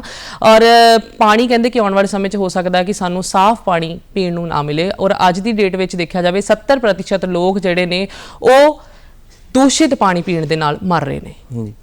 ਕੀ ਵਿਚਾਰ ਨੇ ਇਸ ਬਾਰੇ? ਇਹ ਦੇਖੋ ਜੀ, ਉਹੀ ਹੈ ਕਿ ਜਿਹੜਾ ਵੀ ਤੁਸੀਂ ਹੁਣ ਜਨਸੰਖਿਆ ਦਾ ਡਿਸਕਸ ਕਰੋਗੇ ਕਿ ਫੈਕਟ ਕੀ ਹੈ, ਉਹਦੇ ਵਿੱਚ ਪਾਣੀ ਬੜਾ ਇੱਕ ਇੰਪੋਰਟੈਂਟ ਫੈਕਟਰ ਹੈ ਜੀ। ਬੜੇ ਸਾਰੇ ਸਾਇੰਟਿਸਟ, ਬੜੇ ਸਾਰੇ ਜਿਹੜੇ ਹੈਗੇ ਉਹ ਕਹਿੰਦੇ ਕਿ ਲੋਕੀ ਵੀ ਅਗਲੀ ਜਿਹੜੀ ਲੜਾਈ ਹੋਣੀ ਹੈ ਉਹ ਪਾਣੀ ਤੇ ਹੀ ਹੋਣੀ ਹੈ। ਕਾਰਨ ਇਹੀ ਹੈ ਕਿ ਪੂਰੇ ਵਰਲਡ ਨੂੰ ਦੇਖਿਆ ਜਾਏ ਤਾਂ 1% ਜਾਂ 10% ਜਿਹੜੇ ਲੋਕੀ ਹੈ ਉਹਨਾਂ ਨੂੰ ਪੀਣ ਲਈ ਪਾਣੀ ਜਿਹੜਾ ਸ਼ੁੱਧ ਜਲ ਕਹਿੰਦੇ ਆ ਵੀ ਉਹ ਮਿਲ ਰਿਹਾ ਹੈ ਜੀ। ਅਦਰਵਾਈਜ਼ ਸਾਰਾ ਕੀ ਸਾਰਾ ਜਿਹੜਾ ਪਾਣੀ ਹੈ ਸਾਡਾ ਉਹ ਕੰਟੈਮੀਨੇਟਡ ਹੁੰਦਾ ਜਾ ਰਿਹਾ ਹੈ ਜੀ। ਕਿ ਜਿੰਨੇ ਅਸੀਂ ਰਿਸੋਰਸਿਸ ਦੇਵਾਂਗੇ ਲੋਕਾਂ ਨੂੰ ਉਨੀ ਇੰਡਸਟਰੀਜ਼ ਲੱਗਣੀ ਹੈ। ਇੰਡਸਟਰੀਜ਼ ਦਾ ਜਿੰਨਾ ਵੀ ਵੇਸਟ ਹੈ ਉਹ ਸਾਡੀ ਨਦੀਆਂ ਦੇ ਵਿੱਚ, ਸਮੁੰਦਰ ਦੇ ਵਿੱਚ ਜਾਂਦਾ ਹੈ, ਉਹ ਕੰਟੈਮੀਨੇਟਡ ਹੁੰਦਾ ਹੈ ਜੀ। ਜਦ ਉਹ ਕੰਟੈਮੀਨੇਟਡ ਹੁੰਦਾ ਹੈ, ਜਿਹੜੇ ਉਧਰ ਹੈਗੇ ਐਨੀਮਲਸ ਹੈਗੇ ਆ ਜਿਹੜੇ ਉਹ ਪੀਂਦੇ ਆ ਜਾਂ ਠੀਕ ਹੈ, ਉਹ ਇੱਕ ਸਾਈਕਲ ਹੈਗਾ, ਉਹੀ ਸਾਈਕਲ ਫਿਰ ਆ ਜਾਂਦਾ ਹਿਊਮਨ ਬੀਇੰਗਸ ਦੇ ਅੰਦਰ, ਠੀਕ ਹੈ ਨਾ, ਜਿਹਦੇ ਕਰਕੇ ਫਿਰ ਉਹੀ ਬਿਮਾਰੀਆਂ ਹੁੰਦੀਆਂ, ਸਭ ਕੁਝ ਹੁੰਦਾ ਹੈ। ਤੇ ਹਰ ਇੱਕ ਚੀਜ਼ ਜਿਹੜੀ ਹੈਗੀ ਲਿੰਕ ਹੈਗੀ, ਜਨਸੰਖਿਆ ਨਾਲ, ਪਾਪੂਲੇਸ਼ਨ ਨਾਲ ਹਰ ਚੀਜ਼ ਲਿੰਕ ਹੈਗੀ ਤੇ ਇਹਨੂੰ ਕੰਟਰੋਲ ਕਰਨਾ ਬੜਾ ਜ਼ਰੂਰੀ ਹੈ ਅੱਜ ਦੀ ਡੇਟ ਵਿੱਚ। ਬਿਲਕੁਲ, ਤੇ ਨਹੀਂ ਤਾਂ ਬੜਾ ਔਖਾ। ਜਿਹੜੀ ਅੱਗੇ ਵਾਲੀ ਜਨਰੇਸ਼ਨ ਜਿਹੜੀ ਆਣੀ ਹੈ ਸਾਡੀ, ਠੀਕ ਹੈ ਜੀ, ਜਿਹੜੇ ਅੱਗੇ ਬੱਚੇ ਦੀ ਮੈਰਿਜ ਹੋਣੀ, ਉਹਨਾਂ ਦੇ ਬੱਚੇ ਦੀ ਮੈਰਿਜ ਹੋਣੀ ਹੈ ਤੇ 30-35 ਸਾਲ ਬਾਅਦ ਬੜਾ ਇੱਕ ਔਖਾ ਸਮਾਂ ਹੋ ਜਾਏਗਾ। ਅਦਰਵਾਈਜ਼ ਅਗਰ ਅਸੀਂ ਇਹਨੂੰ ਕੰਟਰੋਲ ਨਹੀਂ ਕਰਾਂਗੇ ਤੇ ਪੋਲਿਊਸ਼ਨ ਦਾ ਉਹੀ ਹੈਗਾ ਜੀ। ਪੋਲਿਊਸ਼ਨ ਦਾ ਕਾਰਨ ਇਹ ਵੀ ਹੈ, ਹੁਣ ਜਿੰਨੇ ਘਰ ਦੇ ਵਿੱਚ ਜੀ ਹੈ ਹਰ ਕਿਸੇ ਨੂੰ ਮੋਟਰਸਾਈਕਲ ਚਾਹੀਦਾ, ਕਾਰ ਚਾਹੀਦੀ ਹੈ ਔਰ ਉਹ ਵੀ ਕਿਤੇ ਨਾ ਕਿਤੇ ਬਿਲਕੁਲ ਉਹੀ ਹੈ ਕਿ ਦੂਸ਼ਿਤ ਕਰਦੀ ਹੈ ਜੀ ਹਵਾ ਨੂੰ ਜੀ, ਠੀਕ ਹੈ ਨਾ। ਉਹਦੇ ਵਿੱਚ ਜਿਹੜੀ ਗੈਸ ਨਿਕਲਦੀ ਹੈ ਉਹ ਸਾਡੇ ਲਈ, ਸਰੀਰ ਲਈ ਚੰਗੀ ਨਹੀਂ ਹੈਗੀ, ਠੀਕ ਹੈ ਨਾ। ਅਸੀਂ ਜਾ ਕੇ ਖੁੱਲੇ 'ਚ ਬਹਿ ਨਹੀਂ ਸਕਦੇ ਅੱਜ ਦੀ ਡੇਟ ਦੇ ਵਿੱਚ, ਜਿੱਥੇ ਵੀ ਜਦੋਂ ਸਾਹ ਘੁੱਟਦਾ ਹੈ। ਪਹਿਲੇ ਹੁੰਦਾ ਸੀ ਕਿ ਪਾਰਕ ਬਣੇ ਹੁੰਦੇ ਸੀ, ਅੱਜ ਕੱਲ੍ਹ ਕੀ ਪਾਰਕ ਤਾਂ ਹੈਗੇ ਨਹੀਂ, ਬਿਲਡਿੰਗਾਂ ਹਾਈ ਟਾਵਰ ਬਣ ਗਏ, ਸਾਰੇ ਕੰਕਰੀਟ ਦੇ ਜੰਗਲ ਅਸੀਂ ਕਹਿ ਸਕਦੇ ਉਹਨਾਂ ਨੂੰ, ਉਹ ਬਣ ਗਏ ਹੈ ਤੇ ਉਹ ਫਿਰ ਉਹੀ ਹੈ ਕਿ ਪੋਲਿਊਸ਼ਨ ਤੇ ਇਫੈਕਟ ਪਾਉਂਦੇ ਹੀ ਪੈਂਦੇ ਜੀ। ਤੇ ਜਿਵੇਂ ਤੁਸੀਂ ਦੱਸਿਆ ਕਿ ਵਾਟਰ ਕੰਟੈਮੀਨੇਸ਼ਨ ਹੁੰਦਾ ਹੈ, ਪਾਣੀ ਜਿਹੜਾ ਦੂਸ਼ਿਤ ਹੋ ਰਿਹਾ ਹੈ, ਕਿਸ ਤਰ੍ਹਾਂ ਆਪਾਂ ਪਾਣੀ ਨੂੰ ਬਚਾ ਸਕੀਏ ਤਾਂ ਜੋ ਸਾਡੀ ਆਉਣ ਵਾਲੀ ਪੀੜ੍ਹੀ ਹੈ ਜਾਂ ਸਾਡੇ ਬੱਚੇ ਨੇ ਉਹ ਸਾਫ਼ ਸੁਥਰਾ ਪਾਣੀ ਪੀ ਸਕਣ? ਦੇਖੋ, ਪਹਿਲੇ ਤਾਂ ਇਹ ਕਿ ਜਿਹੜਾ ਆਪਾਂ ਬੱਚਿਆਂ ਨੂੰ ਜਾਂ ਸਕੂਲਾਂ ਦੇ ਵਿੱਚ ਇਹ ਜਾਣਕਾਰੀ ਦੇਣੀ ਚਾਹੀਦੀ ਹੈ ਕਿ ਜਿਹੜਾ ਪਾਣੀ ਦਾ ਬਚਾਓ, ਜਿਹੜਾ ਵੇਸਟੇਜ ਆਫ ਵਾਟਰ ਹੈ ਉਹਨੂੰ ਰੋਕਣਾ ਚਾਹੀਦਾ ਹੈ ਜੀ। ਜਿਵੇਂ ਅਸੀਂ ਗੱਲ ਕਰੀਏ, ਅਸੀਂ ਕੋਈ ਬੰਦਾ ਘਰ 'ਚ ਹੈਗਾ, ਉਹ ਸ਼ੇਵ ਵੀ ਕਰ ਰਿਹਾ ਹੈ ਤਾਂ ਉਹ ਟੈਪ ਖੁੱਲ੍ਹਾ ਛੱਡ ਦਿੰਦਾ ਹੈ, ਉਹ ਜਿਹੜਾ ਪਾਣੀ ਉਹ ਨਾਲੀ 'ਚ ਵਗਦਾ ਰਹਿੰਦਾ ਹੈ ਜੀ। ਉਹ ਅਗਰ ਉਹਨੂੰ ਆਪਾਂ ਕਿਸੇ ਤਰ੍ਹਾਂ ਰੋਕ ਸਕਦੇ ਹਾਂ, ਬੰਦ ਕਰਕੇ ਡੱਬੇ 'ਚ ਬਾਲਟੀ ਲੈ ਲਈਏ ਜਾਂ ਬਾਲਟੀ 'ਚ ਪਾਣੀ ਰੱਖੀਏ ਤੇ ਉਹ ਇੱਕ ਇਹ ਹੋ ਸਕਦਾ ਬੱਚਿਆਂ ਨੂੰ ਜਾਣਕਾਰੀ ਦੇ ਸਕਦੇ ਹਾਂ। ਦੂਜਾ ਜਿਹੜਾ ਕਿ ਹਰ ਆਫਿਸ, ਹਰ ਸਕੂਲ ਦੇ ਵਿੱਚ ਆਪਾਂ ਰੇਨ ਹਾਰਵੈਸਟਿੰਗ ਦਾ ਕਨਸੈਪਟ ਹੈ ਉਹ ਇੰਟਰੋਡਿਊਸ ਕਰ ਸਕਦੇ ਹਾਂ, ਠੀਕ ਹੈ, ਜਿਹੜੇ ਤਾਂ ਕਿ ਜਿਹੜਾ ਬਾਰਿਸ਼ ਦਾ ਪਾਣੀ ਆਏ ਉਹ ਧਰਤੀ 'ਤੇ ਹੀ ਜਾਏ, ਤਾਂ ਕਿ ਜਿਹੜਾ ਵਾਟਰ ਦਾ ਲੈਵਲ ਹੈ ਉਹ ਥੋੜਾ ਉੱਚਾ ਹੋ ਜਾਏ ਜਾਂ ਸਾਫ਼ ਰਹੇ। ਇਹ ਹੈ। ਤੇ ਜਿਹੜਾ ਅਸੀਂ ਨਾਲੀਆਂ ਦੇ ਵਿੱਚ ਜਿਹੜਾ ਪਲਾਸਟਿਕ ਇਹ ਸਾਰਾ ਪਾ ਦਿੰਦੇ ਹੈ, ਇਹ ਵੀ ਅਵੋਇਡ ਕਰਨਾ ਚਾਹੀਦਾ ਕਿ ਤਾਂ ਕਿ ਇਹ ਸਭ ਚੀਜ਼ਾਂ ਨਾ ਹੋਏ ਜੀ। ਤੇ ਕੋਈ ਕੁਝ ਹੈਗੇ ਕਾਰਨ ਮਤਲਬ ਕਿ ਰੀਜ਼ਨ ਜਿਸ ਅਸੀਂ ਇਹ ਬਚਾ ਸਕਦੇ ਹਾਂ ਜੀ। ਔਰ ਜਿਹੜੇ ਤਲਾਬ ਸਾਡੇ ਹੈਗੇ ਜੀ, ਪਹਿਲੇ ਜ਼ਮਾਨੇ ਪੁਰਾਣੇ ਟਾਈਮ 'ਚ ਹੁੰਦਾ ਸੀ ਕਿ ਤਲਾਬ ਹੁੰਦੇ, ਟੋਬੇ ਹੁੰਦੇ ਸੀ, ਉਹਦੇ ਵਿੱਚ ਪਾਣੀ ਇਕੱਠਾ ਕਰਕੇ ਰੀਚਾਰਜ ਕਰਦੇ ਸੀ, ਇੱਕ ਨੈਚੁਰਲ ਪ੍ਰੋਸੈਸ ਸੀਗਾ। ਅੱਜ ਕੱਲ੍ਹ ਅਸੀਂ ਬੰਦ ਕਰਦੇ ਹਾਂ, ਟਿਊਬਲ ਲਾ ਦਿੱਤੇ ਸਾਰੀ ਜਗ੍ਹਾ ਜੀ, ਤੇ ਇਹ ਵੀ ਇੱਕ ਹੈ ਜੀ। ਜਿਵੇਂ ਹੁਣ ਅਸੀਂ ਗੱਲ ਕਰੀਏ ਹਰਿਆਣਾ ਪੰਜਾਬ ਦੀ, ਇੱਧਰ ਹੁਣ ਝੋਨਾ ਦਾ ਸੀਜ਼ਨ ਆ ਜਾਣਾ ਤੇ ਉਹਦੇ ਵਿੱਚ ਕਿੰਨਾ ਪਾਣੀ ਲੱਗਦਾ ਹੈ, ਤੇ ਅਸੀਂ ਥੋੜੀ ਹੋਰ ਕਈ ਅਲਟਰਨੇਟ ਕ੍ਰੋਪ ਵੀ ਦੇ ਸਕਦੇ ਹਾਂ ਕਿ ਬਈ ਉਹਦੇ ਵਿੱਚ ਜਿਹੜੇ ਪਾਣੀ ਘੱਟ ਯੂਜ਼ ਹੈ ਇਹ ਹੈਗੇ ਜਿਹੜੇ ਜੀ। ਔਰ ਪਾਣੀ ਦੇ ਨਾਲ ਨਾਲ ਜਿਵੇਂ ਹੁਣ ਆਪਾਂ ਦੇਖ ਰਹੇ ਹਾਂ ਕਿ ਆਬਾਦੀ ਵੱਧ ਰਹੀ ਹੈ ਔਰ ਨਾਲ ਦੀ ਨਾਲ ਕਿਹਾ ਜਾਂਦਾ ਕਿ ਆਪਣੇ ਵਾਤਾਵਰਣ ਨੂੰ ਬਚਾਓ, ਰੁੱਖ ਲਗਾਓ, ਹੈ ਨਾ। ਰੁੱਖ ਲਗਾਉਣ ਵਾਸਤੇ ਜਗ੍ਹਾ ਹੀ ਨਹੀਂ ਹੈ ਤੇ ਫਿਰ ਕਿੱਦਾਂ ਆਪਾਂ ਰੁੱਖ ਲਗਾ ਕੇ ਆਪਣਾ ਆਪ ਜਿਹੜਾ ਆ ਸਵਸਥ ਰੱਖ ਸਕਦੇ ਹਾਂ? ਹਾਂਜੀ, ਦੇਖੋ ਹੁਣ ਜਿਵੇਂ ਗਵਰਨਮੈਂਟ ਹਾਈਵੇਜ਼ ਬਣਾਉਂਦੀ ਹੈ, ਠੀਕ ਹੈ, ਤੇ ਹਾਈਵੇਜ਼ ਦੇ ਕਾਰਨ ਜਿਹੜੇ ਬਣਨ ਦੇ ਕਾਰਨ ਜਿਹੜੇ ਪੇੜ ਕੱਟਦੇ ਹੈ ਜੀ, ਤੇ ਹੁਣ ਅਸੀਂ ਜਿਹੜਾ ਸਾਈਡਾਂ ਤੇ ਜਗ੍ਹਾ ਹੈ ਉੱਥੇ ਦੁਬਾਰਾ ਪਲਾਂਟਸ ਲਗਾਉਣੇ ਚਾਹੀਦੇ, ਟਰੀਜ਼ ਲਗਾਉਣੇ ਚਾਹੀਦੇ ਤਾਂ ਕਿ ਜਿਹੜਾ ਅਸੀਂ ਨੁਕਸਾਨ ਕੀਤਾ ਵਾਤਾਵਰਨ ਨੂੰ, ਜਿਹੜਾ ਨੁਕਸਾਨ ਪਹੁੰਚਾਇਆ ਉਹ ਸਾਡਾ ਗੇਨ ਹੋ ਸਕੇ ਦੁਬਾਰਾ। ਲੋਕੇ ਬੜੇ ਸਾਰੇ ਅੱਜ ਕੱਲ੍ਹ ਟੈਰਿਸ ਤੇ ਪਲਾਂਟਿੰਗ ਕਰਦੇ ਆ, ਆਪਣੇ ਕਿਚਨ ਗਾਰਡਨ ਬਣਾਉਂਦੇ ਆ, ਇਹਦੇ ਤੇ ਕਰਦੇ ਆ, ਤੇ ਇਹ ਆਪਾਂ ਕਰ ਸਕਦੇ ਹਾਂ। ਜਿਹੜਾ ਹੁਣ ਬਾਰਿਸ਼ ਦਾ ਸੀਜ਼ਨ ਹੈਗਾ ਤੇ ਬਾਰਿਸ਼ ਦੇ ਸੀਜ਼ਨ 'ਚ ਬੜੇ ਸਾਰੇ ਅਸੀਂ ਜਾ ਕੇ ਫੋਰੈਸਟ ਦੇ ਜਿਹੜੇ ਪਲਾਂਟਸ ਹੁੰਦੇ ਹੈ ਸੀਡ ਉਹ ਡਾਲ ਸਕਦੇ ਤਾਂ ਕਿ ਉਹ ਗਰੋ ਕਰ ਸਕਣ, ਇਹ ਕਰਕੇ ਅਸੀਂ ਕਰ ਸਕਦੇ ਹਾਂ, ਫੋਰੈਸਟ ਬੜਾ ਇਹਦੇ ਜੀ।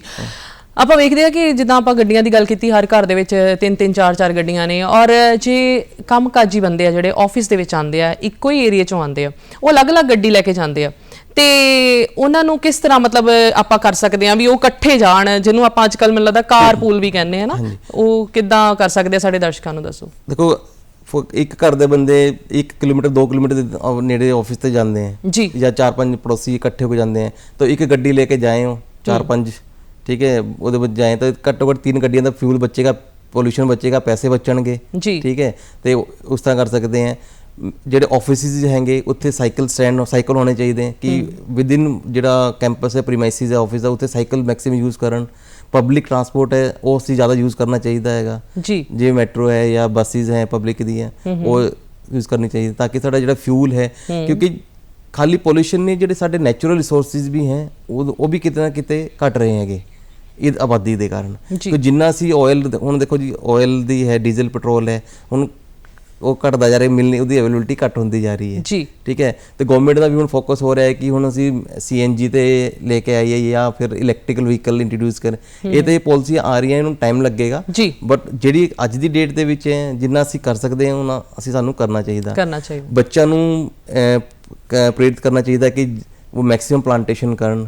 ਜਿਵੇਂ ਕਿਸੇ ਦੀ ਬਰਥਡੇ ਹੈ, ਅਸੀਂ ਉਹਨੂੰ ਪਾਰਟੀ ਕਰਦੇ ਹਾਂ ਹੋਟਲਾਂ 'ਚ ਜਾ ਕੇ, ਅਭੀ ਬੱਚਿਆਂ ਨੂੰ ਕਹੀਏ ਕਿ ਤੁਸੀਂ 1 ਪਲਾਂਟ ਲਗਾਓ, 2 ਪਲਾਂਟ ਲਗਾਓ, ਹਰ ਸਾਲ 1 ਪਲਾਂਟ ਲਓ ਤਾਂ ਕਿ ਇਨਵਾਇਰਨਮੈਂਟ ਜਿਹੜਾ ਸਾਡਾ ਉਹ ਬਚਿਆ ਰਹੇ, ਉਹ ਸਾਫ਼ ਰਹੇ ਜੀ, ਕਿਉਂਕਿ ਸਭ ਤੋਂ ਜ਼ਿਆਦਾ ਪ੍ਰਭਾਵ ਜਿਹੜਾ ਆਬਾਦੀ ਦਾ ਵਾਤਾਵਰਣ ਤੇ ਪੈ ਰਿਹਾ ਹੈ, ਤੁਸੀਂ ਕਹਿਣਾ ਚਾਹੁੰਦੇ ਹੋ। ਔਰ ਗਲੋਬਲ ਵਾਰਮਿੰਗ ਦੀ ਆਪਾਂ ਗੱਲ ਕੀਤੀ ਹੈ, ਤੁਸੀਂ ਦੱਸਿਆ ਵੀ ਕਿਸ ਤਰ੍ਹਾਂ ਜਿਹੜਾ ਹੈ ਰੁੱਤਾਂ ਦੇ ਵਿੱਚ, ਮੌਸਮਾਂ ਦੇ ਵਿੱਚ ਤਬਦੀਲੀ ਆ ਰਹੀ ਹੈ। ਗਲੋਬਲ ਵਾਰਮਿੰਗ ਨੂੰ ਆਪਾਂ ਕਿੱਦਾਂ ਬਚਾ ਸਕਦੇ ਹਾਂ ਇੱਕ ਵਿਅਕਤੀਗਤ ਤੌਰ ਤੇ? ਦੇਖੋ ਗਲੋਬਲ ਵਾਰਮਿੰਗ ਅਸੀਂ ਖੁਦ ਆਪਣੇ ਆਪ ਤੋਂ ਹੀ ਕੰਟਰੋਲ ਕਰ ਸਕਦੇ ਹਾਂ ਜੀ, ਜਿੰਨਾ ਯੂਜ਼ ਹੋ ਸਕਦਾ ਹੈ AC ਦਾ ਉਨਾ ਅਵੋਇਡ ਕਰ ਸਕਦੇ ਹਾਂ ਜੀ, ਠੀਕ ਹੈ, ਜਿੰਨਾ ਇਹ ਪੋਲਿਊਸ਼ਨ ਹੈ ਉਹਨਾਂ ਜੇ ਗੱਡੀਆਂ ਜੇ ਪੂਲ ਦਾ ਸੀ ਕਨਸੈਪਟ ਹੈ, ਸਾਈਕਲਿੰਗ ਦਾ ਕਨਸੈਪਟ ਹੈ, ਪਲਾਂਟੇਸ਼ਨ ਹੈ, ਇਹ ਸਾਰੀ ਚੀਜ਼ਾਂ ਕੰਟਰੀਬਿਊਟ ਕਰਕੇ ਅਸੀਂ ਗਲੋਬਲ ਵਾਰਮਿੰਗ ਤੇ ਜਿੰਨਾ ਅਸੀਂ ਇੰਡੀਵਿਜੂਅਲ ਲੈਵਲ ਤੋਂ ਸਾਨੂੰ ਸਟਾਰਟ ਕਰਨਾ ਪਏਗਾ। ਅਸੀਂ ਕਹੀਏ ਕਿ 10 ਬੰਦੇ ਪਹਿਲੇ ਇਕੱਠੇ ਹੋ ਕੇ ਸਟਾਰਟ ਕਰਨਗੇ ਤਾਂ ਬਚੇਗਾ, ਇੱਦਾਂ ਨਹੀਂ ਹੋਏਗਾ, ਆਪਣੇ ਲੈਵਲ ਤੋਂ ਹੀ ਸਟਾਰਟ ਕਰਨਾ ਪਏਗਾ ਤਾਂ ਫਿਰ ਜਾ ਕੇ ਕਿਤੇ, ਕਿਉਂਕਿ ਅੱਜ ਦੀ ਅਸੀਂ ਤਾਂ ਠੀਕ ਹੈ ਚੱਲ ਰਿਹਾ ਹੈਗਾ, ਆਪਾਂ ਜਿਹੜੀ ਪ੍ਰੋਬਲਮ ਹੈਗੀ ਫਿਊਚਰ ਜਨਰੇਸ਼ਨ ਦੀ ਹੈਗੀ, ਫਿਊਚਰ ਜਨਰੇਸ਼ਨ ਨੂੰ ਅਸੀਂ ਕਿਵੇਂ ਸੇਵ ਕਰਨਾ ਹੈ, ਜਿਹੜੀ ਆਬਾਦੀ ਆਉਣ ਵਾਲੀ ਹੈਗੀ ਉਹਨੂੰ ਕਿਵੇਂ ਬਚਾਉਣਾ ਹੈ, ਉਹ ਹੈ ਮੇਨ ਏਜੰਡਾ ਸਾਡਾ ਜੀ। ਔਰ ਜੇ ਓਜ਼ੋਨ ਲੇਅਰ ਦੀ ਗੱਲ ਕੀਤੀ ਜਾਵੇ ਤੇ ਉਹ ਵੀ ਇੱਕ ਟਾਈਮ ਖੁੱਲ ਗਈ ਸੀ ਔਰ ਜਦੋਂ ਹੁਣ ਆਪਾਂ ਕਰੋਨਾ ਪੀਰੀਅਡ ਦੇਖਿਆ ਉਸ ਵੇਲੇ ਉਹ ਫਿਰ ਤੋਂ ਬਣ ਗਈ ਹੈ, ਇਹਦੇ ਬਾਰੇ ਕੀ ਕਹਿਣਾ ਚਾਹੋਗੇ? ਵੀ ਕਰੋਨਾ ਪੀਰੀਅਡ ਵੀ ਕਿਤੇ ਨਾ ਕਿਤੇ ਆਪਾਂ ਨੂੰ ਲੱਗਦਾ ਬਹੁਤ ਕੁਝ ਸਿਖਾ ਕੇ ਗਿਆ ਹੈ। ਹਾਂਜੀ, ਕਰੋਨਾ ਜਿਹੜਾ ਹੈਗਾ, ਦੇਖੋ ਇਹਨੇ ਇਹ ਸਿਖਾਇਆ ਕਿ ਜਿਹੜਾ ਓਵਰ ਕਰਾਊਡਿੰਗ ਹੈ, ਜਿਹੜਾ ਇਨਫੈਕਸ਼ਨ ਹੋਇਆ, ਵਾਇਰਸ ਦਾ ਫੈਲਾਅ ਹੋਇਆ, ਉਹ ਕਿਉਂ ਹੋਇਆ ਕਰਕੇ ਕਿ ਉਹ ਕਰਾਊਡਿੰਗ ਸੀ, ਹੈ ਨਾ, ਫਾਇਦਾ ਜਲਦੀ ਸੀ ਇੱਕ ਕੰਟੈਕਟ ਦੂਜੇ ਕੰਟੈਕਟ ਤੋਂ ਜੀ, ਲੋਕੀ ਇੱਕ ਜਗ੍ਹਾ ਥਾਂ ਤੇ ਇਕੱਠੇ ਸੀਗੇ, ਉਹ ਫੈਲਦਾ ਚਲਾ ਗਿਆ, ਘਰ ਬੈਠ ਕੇ ਆਈਸੋਲੇਟ ਹੋ ਗਏ, ਆਪਣੇ ਘਰ ਆ ਗਏ, ਤੇ ਗੱਡੀਆਂ ਦਾ ਜਾਣਾ ਰੋਡ ਤੇ ਘੱਟ ਹੋ ਗਿਆ, ਠੀਕ ਹੈ ਜੀ, ਤੇ ਉਹਦੇ ਕਰਕੇ ਜਿਹੜੀ ਤੁਸੀਂ ਦੇਖੋ ਜੋ ਟੈਂਪਰੇਚਰ ਹੈ ਉਹਦੇ ਵਿੱਚ ਵੀ ਬੜਾ ਫਲਕਚੁਏਟ ਹੋਇਆ। ਪਿਛਲੀ ਜਿਹੜੀ ਸਮਰ ਸੀਗੀ ਇੰਨਾ ਹੌਟ ਵੈਦਰ ਨਹੀਂ ਸੀਗਾ ਜਿੰਨਾ ਹੁਣ ਹੋ ਗਿਆ ਜੀ। ਤੇ ਉਹੀ ਹੈ ਕਿ ਓਵਰ ਕਰਾਊਡਿੰਗ ਹੀ ਰੀਜ਼ਨ ਹੈ, ਉਹਦੇ ਨਾਲ ਹੀ ਰਿਸੋਰਸਿਸ ਦਾ ਲਿੰਕ ਹੈਗਾ, ਸਾਰੀ ਚੀਜ਼ਾਂ ਜੁੜੀਆਂ ਹੋਈਆਂ ਇਹ ਕਰਕੇ ਜੀ। ਔਰ ਆਪਾਂ ਦੇਖਦੇ ਹਾਂ ਕਿ ਜਿਹੜੇ ਸਲਮ ਏਰੀਆਜ਼ ਨੇ, ਝੁੱਗੀਆਂ ਚੌਪੜੀਆਂ 'ਚ ਜਿਹੜੇ ਲੋਕ ਰਹਿੰਦੇ, ਉੱਥੇ ਪੋਪੂਲੇਸ਼ਨ ਬਹੁਤ ਜ਼ਿਆਦਾ ਹੈ। ਕੀ ਤੁਹਾਨੂੰ ਲੱਗਦਾ ਹੈ ਕਿ ਉਹਨਾਂ ਨੂੰ ਜਾਗਰੂਕਤਾ ਹਜੇ ਨਹੀਂ ਹੈ? ਕਿਸ ਤਰ੍ਹਾਂ ਆਪਾਂ ਉਹਨਾਂ ਨੂੰ ਅਵੇਅਰ ਕਰ ਸਕਦੇ ਹਾਂ? ਜਾਗਰੂਕਤਾ ਵੀ ਦੀ ਗੱਲ ਵੀ ਠੀਕ ਹੈ ਤੁਹਾਡੀ ਕਿ ਜਾਗਰੂਕ ਕਰਨਾ ਚਾਹੀਦਾ, ਗਵਰਨਮੈਂਟ ਕਰ ਵੀ ਰਹੀ ਹੈ, ਬੜੇ ਸਾਰੇ ਸਟੈਪ ਲੈ ਵੀ ਰਹੀ ਹੈ। ਅੱਜ ਦੀ ਡੇਟ 'ਤੇ ਜਿਹੜੇ ਅਸੀਂ ਪਹਿਲੇ ਕਹਿੰਦੇ ਸੀ ਸਲਮ ਦੇ ਵਿੱਚ ਵੀ ਡਿਸਪੈਂਸਰੀਆਂ ਨਹੀਂ ਹੈ ਜਾਂ ਕੁਝ ਸਬ ਸੈਂਟਰ ਨਹੀਂ ਹੈ, ਬਟ ਅੱਜ ਦੀ ਡੇਟ ਦੇ ਵਿੱਚ ਹੈ, ਲੇਕਿਨ ਉਹਨਾਂ ਦੇ ਕਾਰਨ ਬੜੇ ਡਿਫਰੈਂਟ ਹੈਗੇ ਕਿ ਆਬਾਦੀ ਤੁਹਾਡੀ ਠੀਕ ਹੈ ਵੱਧ ਰਹੀ ਹੈ। ਇੱਕ ਤਾਂ ਇਹ ਹੈ ਕਿ ਜਿਹੜੇ ਅਸੀਂ ਗੱਲ ਕੀਤੀ ਜਿਵੇਂ ਸਲਮ ਏਰੀਆ ਦੇ ਵਿੱਚ ਜਿਹੜੀ ਏਜ ਆਫ ਮੈਰਿਜ ਹੈ ਉਹ ਬੜੀ ਘੱਟ ਹੈਗੀ 14-15 ਸਾਲ ਦੇ ਵਿੱਚ ਹੋ ਜਾਂਦਾ ਹੈ ਜੀ। ਦੂਜਾ ਉਹੀ ਹੈ ਕਿ ਉਹਨਾਂ ਦੇ ਕੋਲ ਕੰਟਰੋਲ ਕੋਈ ਨਹੀਂ ਹੈ, ਮੈਜ਼ਰ ਕੋਈ ਨਹੀਂ ਹੈ, ਕੰਟਰਾਸੈਪਟਿਵ ਦਾ ਜਿਹੜਾ ਯੂਜ਼ ਬੜਾ ਘੱਟ ਹੈਗਾ ਜੀ, ਠੀਕ ਹੈ, ਅਨਅਵੇਲੇਬਿਲਟੀ ਹੈ, ਨਹੀਂ ਮਿਲ ਪਾਉਂਦੇ ਹੈ। ਦੂਜਾ ਕਿ ਇਹ ਫੈਮਿਲੀ ਪ੍ਰੈਸ਼ਰ ਟੈਬੂਜ਼ ਬੜੇ ਸਾਰੇ ਹੈਗੇ ਕਿ ਨਹੀਂ ਪ੍ਰੈਗਨੈਂਸੀ ਤਾਂ ਹੋਣੀ ਹੈ ਕਰਨੇ ਕੇ, ਠੀਕ ਹੈ, ਇਹ ਸਾਰੇ ਕਰਕੇ ਵੀ ਉੱਥੇ ਆਬਾਦੀ ਜ਼ਿਆਦਾ ਹੈ ਜੀ, ਹੋ ਰਹੀ ਹੈ ਜੀ। ਔਰ ਤੁਹਾਨੂੰ ਕੀ ਲੱਗਦਾ ਹੈ ਕਿ ਜਿਹੜੀ ਸਾਡੀ ਪੋਪੂਲੇਸ਼ਨ ਹੈ ਉਸ ਹਿਸਾਬ ਨਾਲ ਸਾਡਾ ਸਿਸਟਮ ਕਿੰਨਾ ਕੁ ਮਜ਼ਬੂਤ ਹੈ ਔਰ ਆਉਣ ਵਾਲੇ ਸਮੇਂ 'ਚ ਕਿੰਨਾ ਕੁ ਡਗਮਗਾ ਜਾਏਗਾ ਜਾਂ ਫਿਰ ਕਮਜ਼ੋਰ ਹੋ ਜਾਏਗਾ? ਦੇਖੋ ਜਿਹੜਾ ਪੋਪੂਲੇਸ਼ਨ ਦਾ ਜਿਹੜਾ ਹੈਗਾ ਇਹ ਪ੍ਰੋਬਲਮ ਤਾਂ ਬਹੁਤ ਵੱਡੀ ਹੈਗੀ, ਛੋਟੀ ਨਹੀਂ ਹੈ, ਕਿਉਂਕਿ ਹਰ ਇੱਕ ਚੀਜ਼ ਇਹਦੇ ਨਾਲ ਜੁੜੀ ਹੋਈ ਹੈ। ਸਾਡਾ ਜਿਹੜਾ ਕੰਟਰੀ ਹੈ ਉਹਦੇ ਵਿੱਚ ਜਿਹੜੇ ਰਿਸੋਰਸਿਸ ਹੈ ਉਹ ਵੀ ਕਿਤੇ ਨਾ ਕਿਤੇ ਕਾਰਨ ਘਟ ਰਹੇ ਹੈ ਜੀ। ਤੇ ਜਿਹੜੇ ਤੁਸੀਂ ਗੱਲ ਕਰ ਰਹੇ ਹੋ ਕਿ ਕਿੰਨੇ ਕੁ ਅਸੀਂ ਮਜ਼ਬੂਤ ਹੈ, ਕਿੰਨੇ ਕੁ ਹੈ, ਮਜ਼ਬੂਤੀ ਜਿੰਨੀ ਮਰਜ਼ੀ ਹੋਏ ਪਰ ਕਿਤੇ ਨਾ ਕਿਤੇ ਹਰ ਚੀਜ਼ ਦੀ ਇੱਕ ਲਿਮਿਟ ਹੁੰਦੀ ਹੈ। ਜਦੋਂ ਅਸੀਂ ਉਹ ਲਿਮਿਟ ਕ੍ਰੋਸ ਕਰ ਜਾਾਂਗੇ, ਜਦੋਂ ਬੈਲੈਂਸ ਨਹੀਂ ਬਣਾ ਕੇ ਰੱਖਾਂਗੇ ਤੇ ਉਹ ਅੱਗੇ ਆਉਣ ਟਾਈਮ 'ਚ ਇਫੈਕਟ ਤਾਂ ਪਾਏਗੀ ਹੀ ਪਾਏਗੀ ਜੀ, ਠੀਕ ਹੈ। ਕਿਉਂਕਿ ਦੇਖੋ ਸਾਡਾ ਬਰਥ ਔਰ ਜਿਹੜਾ ਡੈਥ ਰੇਟ ਹੈ ਉਹ ਬੈਲੈਂਸ ਨਹੀਂ ਹੈਗਾ, ਉਹਦੇ ਵਿੱਚ ਗੈਪ ਵੱਧਦਾ ਜਾ ਰਿਹਾ ਹੈਗਾ ਜੀ, ਜਿਹਦੇ ਕਰਕੇ ਹੁਣ ਤੁਸੀਂ ਦੇਖ ਰਹੇ ਹਰ ਇੱਕ ਮਿੰਟ ਦੇ ਅੰਦਰ 51 ਬੱਚੇ ਪੈਦਾ ਹੋ ਰਹੇ ਹੈ। ਤਾਂ ਉਹਨੂੰ ਜਿਹੜੇ 51 ਬੱਚੇ ਪੈਦਾ ਹੋ ਰਹੇ ਉਹਨਾਂ ਨੂੰ ਸਾਰੇ ਸਾਧਨ ਵੀ ਚਾਹੀਦੇ ਨੇ, ਬਿਲਕੁਲ ਜੋਬ ਵੀ ਚਾਹੀਦੀ ਹੈ, ਅੱਗੇ ਸਭ ਚੀਜ਼, ਤਾਂ ਉਹ ਕਿੱਥੇ ਜਾਏਗਾ ਫਿਰ? ਤੇ ਬੈਲੈਂਸ ਕਰਨਾ ਬੜਾ ਜ਼ਰੂਰੀ ਹੈਗਾ ਤਾਂ ਜਾ ਕੇ ਅਸੀਂ ਕਹਿ ਸਕੇ ਵੀ ਅਸੀਂ ਸਾਡੀ ਕੰਟਰੀ ਕਰ ਸਕਦੀ ਹੈ। ਹੁਣ ਜਿਵੇਂ ਹੁਣ ਆਉਣ ਵਾਲੇ ਟਾਈਮ 'ਚ ਅਸੀਂ ਚਾਈਨਾ ਨੂੰ ਕ੍ਰੋਸ ਕਰ ਜਾਵਾਂਗੇ, ਬਿਲਕੁਲ ਠੀਕ ਹੈ ਨਾ, ਤੇ ਹੁਣ ਦੇਖੋ ਕਿੰਨੀ ਆਬਾਦੀ ਹੋ ਜਾਏਗੀ ਸਾਡੀ ਦੇਸ਼ ਦੀ ਔਰ ਕਿੱਥੇ ਇਫੈਕਟ ਪਾਏਗੀ ਫਿਰ ਜੀ। ਇਹ ਕਿੰਨਾ ਕੁ ਤੁਸੀਂ ਸੋਚ ਦੇ ਵਿੱਚ ਫਰਕ ਮਹਿਸੂਸ ਕਰਦੇ ਹੋ ਆਪਣੇ ਦੇਸ਼ ਤੇ ਵਿਦੇਸ਼ਾਂ ਦੇ ਵਿੱਚ? ਕਿਤੇ ਨਾ ਕਿਤੇ ਤੁਹਾਨੂੰ ਲੱਗਦਾ ਨਹੀਂ ਕਿ ਉੱਥੇ ਦੇ ਲੋਕ ਜਿਹੜੇ ਜ਼ਿਆਦਾ ਜਾਗਰੂਕ ਨੇ ਸਾਡੇ ਪ੍ਰਤੀ? ਸਾਡੇ ਦੇਸ਼ ਕੀ ਬੜੀ ਸਾਰੀ ਚੀਜ਼ਾਂ ਜਿਹੜੀਆਂ ਜੁੜੀ ਹੈ, ਕਲਚਰਲ ਜਿਹੜਾ ਸਾਡਾ ਹੈ ਨਾ ਨੋਰਮਸ ਜਿਹੜੇ ਕਲਚਰ ਉਹਦੇ ਨਾਲ ਜੁੜੀ ਹੋਈਆਂ ਤੇ ਉਹਦੇ ਕਰਕੇ ਫੈਮਿਲੀ ਦਾ ਪ੍ਰੈਸ਼ਰ ਜਾਂ ਸੋਸਾਇਟੀ ਦਾ ਪ੍ਰੈਸ਼ਰ ਬਹੁਤ ਜ਼ਿਆਦਾ ਹੈਗਾ ਜੀ। ਜਿਹਦੇ ਫੈਮਿਲੀ ਨਹੀਂ ਹੈ, ਜਿਹਦੇ ਬੱਚੇ ਨਹੀਂ ਹੈ, ਉਹਨੂੰ ਲੇਡੀ ਨੂੰ ਚੰਗਾ ਨਹੀਂ ਸਮਝਿਆ ਜਾਂਦਾ ਤੇ ਇੱਕ ਸਾਈਕੋਲੋਜੀਕਲ ਪ੍ਰੈਸ਼ਰ ਵੀ ਬਹੁਤ ਜ਼ਿਆਦਾ ਹੈਗਾ ਸਾਡੇ ਉੱਤੇ ਜੀ। ਤੇ ਇਸ ਕਰਕੇ ਵੀ ਇਹ ਸਾਨੂੰ ਬੜਾ ਸੋਸ਼ਲ ਚੇਂਜ ਲਾਣਾ ਪਏਗਾ ਆਪਣੀ ਸੋਚ ਦੇ ਵਿੱਚ ਕਿ ਬੱਚੇ ਕਿੰਨੇ ਕੁ ਜ਼ਰੂਰੀ ਹੈ, ਕਿੰਨੇ ਕੁ ਨਹੀਂ ਹੈ। ਸਾਡੇ ਇੱਥੇ ਇਹ ਵੀ ਹੈਗਾ ਕਨਸੈਪਟ ਕਿ ਜਿਹੜੇ ਓਲਡ ਏਜ ਪੇਰੈਂਟਸ ਹੋ ਜਾਂਦੇ ਆ ਜਾਂ 65 ਤੋਂ ਉੱਪਰ, ਹਾਂ 65 ਤੋਂ 60 ਸਾਲ ਤੋਂ ਉੱਪਰ ਜਾਂਦੇ ਤੇ ਲੱਗਦਾ ਕਿ ਵੱਡਾ ਹੋ ਕੇ ਸਾਡੀ ਪਰਿਵਾਰ ਨੂੰ ਸਾਂਭੇਗਾ, ਸਾਡੀ ਸੇਵਾ ਕਰੇਗਾ। ਉੱਥੇ ਕਨਸੈਪਟ ਨਹੀਂ ਹੈਗਾ, ਉੱਥੇ ਕਿ ਇੰਡੀਪੈਂਡੈਂਟ ਹੈਗੇ ਬੱਚੇ, 18 ਸਾਲ ਹੋਏ 20 ਸਾਲ ਹੋਏ ਇੰਡੀਪੈਂਡੈਂਟ ਹੋ ਗਏ। ਇੱਥੇ ਤਾਂ ਪੇਰੈਂਟਸ ਕੰਟੀਨਿਊ ਕਰ ਦਿੰਦੇ ਜੀ, ਚੱਲਦੇ ਰਹਿੰਦੇ ਜੀ। ਤੇ ਇਹ ਵੀ ਇੱਕ ਹੈਗਾ ਜੀ। ਸਾਇੰਸ ਨੇ ਬਹੁਤ ਤਰੱਕੀ ਕੀਤੀ ਹੈ, ਮੈਡੀਕਲ ਫੈਸਿਲਿਟੀਜ਼ ਬਹੁਤ ਆ ਗਈਆਂ, ਜਿਵੇਂ ਤੁਸੀਂ ਦੱਸਿਆ ਕਿ ਹੁਣ ਡੈਥ ਰੇਟ ਜਿਹੜੀ ਹੈ ਉਹ ਘੱਟ ਹੈ ਔਰ ਬਰਥ ਰੇਟ ਜ਼ਿਆਦਾ ਹੈ। ਚਲੋ ਹਰ ਕੋਈ ਖੁਸ਼ ਰਹੇ, ਸਲਾਮਤ ਰਹੇ, ਆਪਣੇ ਘਰ ਆਪਾਂ ਇਹ ਨਹੀਂ ਕਹਿੰਦੇ, ਪਰ ਜਿਹੜੀ ਬਰਥ ਰੇਟ ਆ ਉਹ ਕਾਫੀ ਜ਼ਿਆਦਾ ਹੈ ਡੈਥ ਰੇਟ ਨਾਲੋਂ। ਹਾਂਜੀ, ਉਹ ਇਹ ਕਿ ਐਡਵਾਂਸਮੈਂਟ ਆਫ ਟੈਕਨੋਲੋਜੀ ਹੁਣ ਸਾਡੇ ਕੋਲ ਆ ਗਈ ਹੈ, ਜਿਹੜਾ ਸਾਡੀ ਸਾਇੰਸ ਨੇ ਇੰਨੀ ਤਰੱਕੀ ਕਰ ਲਈ ਹੈ ਕਿ ਬੜੀ ਸਾਰੀ ਬਿਮਾਰੀਆਂ ਤੇ ਕੰਟਰੋਲ ਕਰ ਲਿਆ ਹੈ ਜੀ, ਠੀਕ ਹੈ ਨਾ। ਉਹਦੇ ਕਰਕੇ ਡੈਥ ਰੇਟ ਤਾਂ ਘਟ ਗਿਆ ਹੈਗਾ। ਪਹਿਲੇ ਕੀ ਸੀਗਾ, ਰੋਡ ਵੀ ਚੰਗੇ ਨਹੀਂ ਸੀਗੇ, ਹੁਣ ਹਾਈਵੇ ਤੁਸੀਂ ਦੇਖੋ ਜੀ, ਟ੍ਰੈਫਿਕ ਇੰਜਰੀਆਂ ਘੱਟ ਹੋ ਰਹੀਆਂ, ਇੰਨੀ ਨਹੀਂ ਹੋ ਰਹੀਆਂ ਹੈਗੀਆਂ ਤੇ ਉਹਦੇ ਕਰਕੇ ਔਰ ਜਿਹੜੀ ਬਿਮਾਰੀਆਂ ਤੇ ਕੰਟਰੋਲ ਲੱਗਿਆ ਤੇ ਡੈਥ ਰੇਟ ਘਟ ਗਿਆ ਹੈ। ਬੈਟਰ ਫੈਸਿਲਿਟੀਜ਼ ਕਰਨ ਦੇ ਨਾਲ ਪਹਿਲੇ ਕੀ ਸੀਗਾ, ਜਿਹੜਾ ਮੋਰਟੈਲਿਟੀ ਰੇਟ ਸੀਗਾ ਬੱਚਿਆਂ ਦੇ ਅੰਦਰ ਜਾਂ ਇਨਫੈਂਟ ਮੋਰਟੈਲਿਟੀ ਰੇਟ ਸਾ ਬੜਾ ਹਾਈ ਸੀਗਾ ਜੀ, ਉਹ ਘਟ ਗਿਆ ਤੇ ਬੱਚੇ ਹੁਣ ਜ਼ਿਆਦਾ ਸਰਵਾਈਵ ਕਰਦੇ ਹੈ ਜੀ, ਠੀਕ ਹੈ। ਵੈਕਸੀਨੇਸ਼ਨ ਦੀ ਪੂਰੀ ਹੈਗੀ, ਇਮਿਊਨਾਈਜੇਸ਼ਨ ਪੂਰਾ ਹੁੰਦਾ ਬੱਚਿਆਂ ਨੂੰ, ਗਵਰਨਮੈਂਟ ਹਸਪੀਟਲ ਦੇ ਵਿੱਚ ਫੈਸਿਲਿਟੀਜ਼ ਮਿਲਣ ਲੱਗ ਗਈਆਂ, ਠੀਕ ਹੈ। ਤੇ ਉਹਦੇ ਕਰਕੇ ਉਹ ਸਭ ਫਰਟੀਲਿਟੀ ਰੇਟ ਵੱਧ ਰਿਹਾ ਸਾਡਾ ਜੀ, ਬਰਥ ਰੇਟ ਵੱਧ ਰਿਹਾ, ਡੈਥ ਰੇਟ ਘਟ ਹੋ ਗਿਆ ਜੀ। ਇਹ ਹੈ ਸਾਇੰਸ ਦਾ ਇਫੈਕਟ ਇੱਥੇ ਪਿਆ ਹੈ, ਮੈਡੀਸਿਨ ਦਾ, ਜਿਹੜੀ ਐਡਵਾਂਸਮੈਂਟ ਆਫ ਟੈਕਨੋਲੋਜੀ ਦੀ ਗੱਲ ਕਰਦੇ ਹਾਂ ਜੀ। ਵਰਲਡ ਪੋਪੂਲੇਸ਼ਨ ਡੇ ਆਪਣੇ ਆਪ ਵਿੱਚ ਹੀ ਇੱਕ ਜਾਗਰੂਕਤਾ ਸਾਨੂੰ ਦਿੰਦਾ ਹੈ ਕਿ ਅੱਜ ਦੇ ਦਿਨ ਸਾਨੂੰ ਇਹ ਦਿਨ ਜਾਗਰੂਕ ਕਰਦਾ ਹੈ ਕਿ ਜਿਹੜੀ ਵੱਧ ਰਹੀ ਆਬਾਦੀ ਉਹਦੇ ਤੇ ਕੰਟਰੋਲ ਕਰੋ, ਹੈ ਨਾ, ਕਿ ਇਸੇ ਤਰ੍ਹਾਂ ਅਸੀਂ ਆਪਣੀ ਧਰਤੀ ਨੂੰ ਆਪਣੇ ਆਪ ਨੂੰ ਬਚਾ ਸਕਦੇ ਹਾਂ। ਹੋਰ ਕਿਹੜੇ ਉਪਰਾਲੇ ਜਿਹੜੇ ਆ ਹੋ ਸਕਦੇ ਆ, ਜਾਂ ਅੱਜ ਦੇ ਦਿਨ ਕਿਹੜੀਆਂ ਐਸੀਆਂ ਗਤੀਵਿਧੀਆਂ ਕਰਵਾਈਆਂ ਜਾਂਦੀਆਂ ਆ, ਕੀ ਤਰੀਕੇ ਨੇ ਲੋਕਾਂ ਨੂੰ ਜਾਗਰੂਕ ਕਰਨ ਦੇ? ਦੇਖੋ ਜੀ, ਅੱਜ ਜਿਵੇਂ ਵਰਲਡ ਪਾਪੂਲੇਸ਼ਨ ਡੇ ਸੇ ਅਸੀਂ ਵੀ ਇੱਕ ਪ੍ਰੋਗਰਾਮ ਕਰ ਰਹੇ ਹਾਂ, ਤੇ ਹਰ ਕਾਲਜ, ਸਕੂਲ, ਹਸਪੀਟਲ, ਹਰ ਆਫਿਸ ਦੇ ਵਿੱਚ ਜਾਗਰੂਕ ਕਰਨ ਲਈ ਅੱਜ ਦੇ ਦਿਨ ਦੇ ਵਿੱਚ ਇਹ ਪ੍ਰੋਗਰਾਮ ਕਰਿਆ ਜਾਂਦਾ ਹੈ ਕਿ ਲੋਕੀ ਤਾਂ ਕਿ ਆਬਾਦੀ ਨੂੰ ਜਿਹੜੀ ਪ੍ਰੋਬਲਮ ਇਹਨੂੰ ਸਮਝਣ ਕਿ ਕੀ ਪ੍ਰੋਬਲਮ ਹੈ, ਇਹਦਾ ਕੀ ਉਪਾਅ ਹੋ ਸਕਦਾ ਹੈ, ਕਿਵੇਂ ਅਸੀਂ ਰੋਕ ਸਕਦੇ ਹਾਂ ਇਹਨੂੰ। ਤੇ ਸੈਮੀਨਾਰਸ ਕਰਦੇ ਹਾਂ, ਲੈਕਚਰ ਸੀਰੀਜ਼ ਕਰਦੇ ਹਾਂ, ਅਲੱਗ-ਅਲੱਗ ਕਰਦੇ ਹਾਂ, ਕੋਈ ਡਰਾਇੰਗ ਕੰਪੀਟੀਸ਼ਨ ਕਰਾਉਂਦਾ ਹੈ, ਕੋਈ ਕੁਝ ਕਰਾਉਂਦਾ ਹੈ, ਤਾਂ ਕਿ ਧਰਤੀ ਨੂੰ ਇਹ ਬਚਾ ਸਕੇ। ਕਿਵੇਂ ਬਚਾਈਏ, ਕਿਉਂਕਿ ਸਾਰਾ ਬਹੁਤ ਧਰਤੀ ਤੇ ਹੀ ਹੈਗਾ। ਬਿਲਕੁਲ। ਤੇ ਇਹ ਹੈਗਾ ਜੀ। ਤੇ ਸਰਕਾਰ ਕੀ ਉਪਰਾਲੇ ਕਰ ਰਹੀ ਹੈ ਇਸ ਦੇ ਲਈ? ਸਰਕਾਰ ਦੇਖੋ ਜੀ, ਤੁਸੀਂ ਜਿਹੜੇ ਮਰਜ਼ੀ ਹਸਪੀਟਲ ਤੇ ਚਲ ਜਾਓ, ਬਾਹਰ ਡਿਸਪੈਂਸਰੀ ਬਾਹਰ ਲੱਗਿਆ ਹੁੰਦਾ, ਪਰਿਵਾਰ ਨਿਯੋਜਨ ਦਾ ਬੋਰਡ ਲੱਗਿਆ ਹੁੰਦਾ ਹੈ ਜੀ, ਠੀਕ ਹੈ। ਜਿਹੜਾ ਸਟਰਲਾਈਜੇਸ਼ਨ ਦਾ ਕਨਸੈਪਟ ਹੈ ਕਿ ਮੇਲ ਸਟਰਲਾਈਜੇਸ਼ਨ, ਫੀਮੇਲ, ਉਹ ਗਵਰਨਮੈਂਟ ਫ੍ਰੀ ਆਫ ਕਾਸਟ ਦਿੰਦੀ ਹੈ। ਗਵਰਨਮੈਂਟ ਇਨਸੈਂਟਿਵਸ ਵੀ ਦਿੰਦੀ ਹੈ ਕਿ 2 ਬੱਚਿਆਂ ਦੇ ਬਾਅਦ ਤੁਸੀਂ ਜਿਹੜੇ ਸਾਧਨ ਹੈ ਉਹ ਯੂਜ਼ ਕਰੋ, ਕੰਟਰਾਸੈਪਟਿਵ ਯੂਜ਼ ਕਰੋ, ਕੋਪਰਟੀ ਹੈ, ਬੜੇ ਸਾਰੀ ਸਰਵਿਸਿਜ਼ ਗਵਰਨਮੈਂਟ ਫ੍ਰੀ ਪ੍ਰੋਵਾਈਡ ਕਰਾਉਂਦੀ ਹੈ ਜੀ। ਮੇਨ ਹੈਗੀ ਅਵੇਅਰਨੈਸ ਕਿੰਨੀ ਹੈਗੀ, ਉਹਦੇ ਉੱਤੇ ਜ਼ਿਆਦਾ ਸਾਨੂੰ ਕੰਮ ਕਰਨ ਦੀ ਲੋੜ ਹੈ, ਤਾਂ ਕਿ ਜ਼ਿਆਦਾ ਇਹਨਾਂ ਦਾ ਯੂਜ਼ ਹੋਏ ਇਹ ਕਰਕੇ, ਤਾਂ ਕਿ ਅਸੀਂ ਕੰਟਰੋਲ ਕਰ ਸਕੇ ਜੀ। ਜੇਕਰ ਆਪਾਂ ਨਾ ਰੁਕੇ, ਜੇਕਰ ਆਪਾਂ ਜਾਗਰੂਕ ਨਾ ਹੋਏ, ਤੇ ਕਿੱਦਾਂ ਦਾ ਤੁਸੀਂ ਭਵਿੱਖ ਦੇਖਦੇ ਹੋ ਆਉਣ ਵਾਲੇ ਸਮੇਂ ਵਿੱਚ? ਕੀ ਕੁਝ ਤੁਸੀਂ ਦੇਖੋਗੇ ਬਦਲਾਵ ਆਪਣੀ ਧਰਤੀ ਤੇ? ਮਤਲਬ ਕਿਹੜੀਆਂ ਪ੍ਰੋਬਲਮਸ ਹੋਰ ਆ ਸਕਦੀਆਂ? ਦੇਖੋ, ਉਹੀ ਹੈ ਕਿ ਅਗਰ ਅਸੀਂ ਕੰਟਰੋਲ ਨਹੀਂ ਕਰਾਂਗੇ ਆਬਾਦੀ ਨੂੰ, ਤਾਂ ਸਭ ਤੋਂ ਵੱਡਾ ਜਿਹੜਾ ਹੈਗਾ, ਜਿਹੜੇ ਯੰਗਸਟਰ ਸਾਡੇ ਕੋਲ ਹੈਗਾ ਅੱਜ ਦੀ ਡੇਟ 'ਚ, ਅਸੀਂ ਕਹਿੰਦੇ ਕਿ ਇੰਡੀਆ ਦੇ ਵਿੱਚ ਜਿਹੜਾ ਯੂਥ ਹੈ ਉਹ ਸਾਡੀ ਪਾਵਰ ਹੈਗਾ, ਕਿਉਂਕਿ ਮੈਕਸਿਮਮ 35 ਤੱਕ ਏਜ ਗਰੁੱਪ ਤੱਕ ਸਾਡੇ ਕੋਲ 50 ਤੋਂ 60% ਜਿਹੜੀ ਪਾਪੂਲੇਸ਼ਨ ਹੈ 35 ਦੇ ਏਜ ਗਰੁੱਪ ਦੇ ਵਿੱਚ ਹੈ। ਤੇ ਅਗਰ ਅਸੀਂ ਉਹਨਾਂ ਨੂੰ ਯੂਜ਼ ਨਹੀਂ ਕਰਾਂਗੇ, ਰਿਸੋਰਸਿਸ ਨਹੀਂ ਪ੍ਰੋਵਾਈਡ ਕਰਾਂਗੇ, ਤਾਂ ਉਹ ਯੂਥ ਕਿਤੇ ਨਾ ਕਿਤੇ ਡਾਇਵਰਟ ਹੋਏਗਾ, ਕ੍ਰਾਈਮ 'ਚ ਜਾਏਗਾ, ਨਸ਼ਾ 'ਚ ਜਾਏਗਾ। ਇਹ ਸਭ ਚੀਜ਼ਾਂ ਤਾਂ ਬਹੁਤ ਜ਼ਰੂਰੀ ਹੈਗਾ ਉਹਨੂੰ ਚੈਨਲਾਈਜ਼ ਕਰਨਾ, ਉਹਨੂੰ ਰੋਕਣਾ, ਉਹਨੂੰ ਓਪਰਚੁਨਿਟੀ ਪ੍ਰੋਵਾਈਡ ਕਰਨਾ। ਅਗਰ ਅੱਜ ਦੀ ਡੇ ਆਪਾਂ ਇਹ ਦੇਖ ਰਹੇ ਹਾਂ, ਅਗਰ ਤੁਸੀਂ ਅੱਗੇ ਵਾਲੀ ਗੱਲ ਕਰ ਰਹੇ ਤਾਂ ਦੇਖੋ ਸਾਡਾ ਭਵਿੱਖ ਕਿਵੇਂ ਹੋਏਗਾ, ਕਿਵੇਂ ਆਪਾਂ ਕਿੰਨੀ ਪ੍ਰੋਬਲਮ ਕਰਾਂਗੇ। ਤਾਂ ਬੜਾ ਸਾਰਾ ਇਹ ਬਹੁਤ ਮੇਜਰ ਪ੍ਰੋਬਲਮ ਹੈਗੀ। ਬਹੁਤ ਬੜੀ ਸਾਰੀ ਚੀਜ਼ਾਂ ਅਸੀਂ ਜਿਹੜੇ ਡਿਸਕਸ ਕੀਤੀਆਂ, ਲਿੰਕ ਹੈ ਪਾਪੂਲੇਸ਼ਨ ਨਾਲ ਹੀ ਹੈ, ਤੇ ਇਹਨੂੰ ਰੋਕਣਾ ਤਾਂ ਬਹੁਤ ਜ਼ਰੂਰੀ ਪਏਗਾ, ਔਰ ਲੋਕਾਂ ਨੂੰ ਅਵੇਅਰ ਕਰਨਾ ਪਏਗਾ, ਔਰ ਲੋਕਾਂ ਨੂੰ ਸਮਝਣਾ ਪਏਗਾ, ਆਪਣੀ ਸੋਚ ਬਦਲਣੀ ਪਏਗੀ।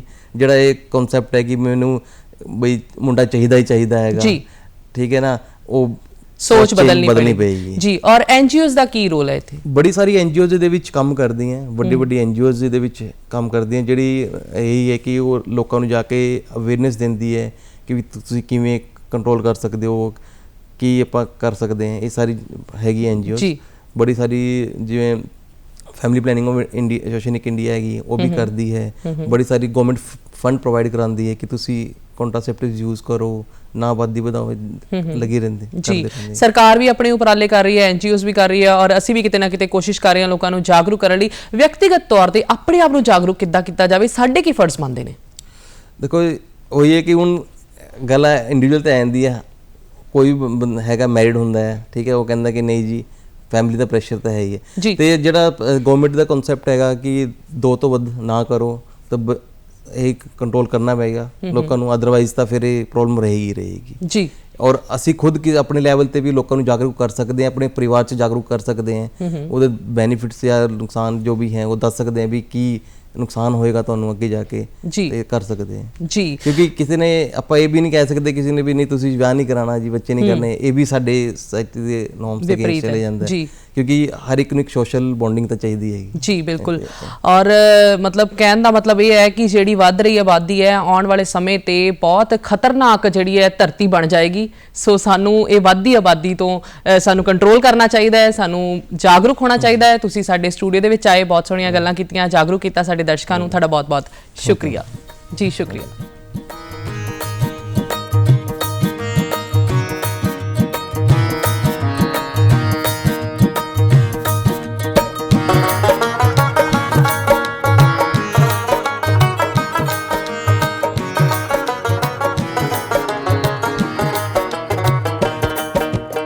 नगर खड़े दी खैर बेसाइया, नगर खड़े दी खैर,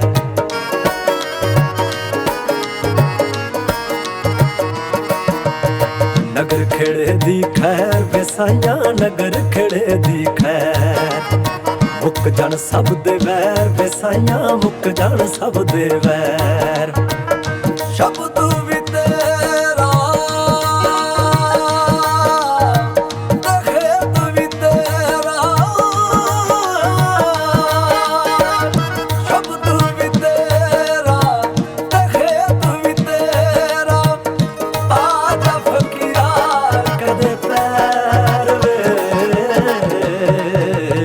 ਨਗਰ ਖੇੜੇ ਦੀ ਖੈਰ ਵਸਾਈਆਂ ਨਗਰ ਖੇੜੇ ਦੀ ਖੈਰ ਨਗਰ ਖੇੜੇ ਦੀ ਖੈਰ ਵਸਾਈਆਂ ਨਗਰ ਖੇੜੇ ਦੀ ਖੈਰ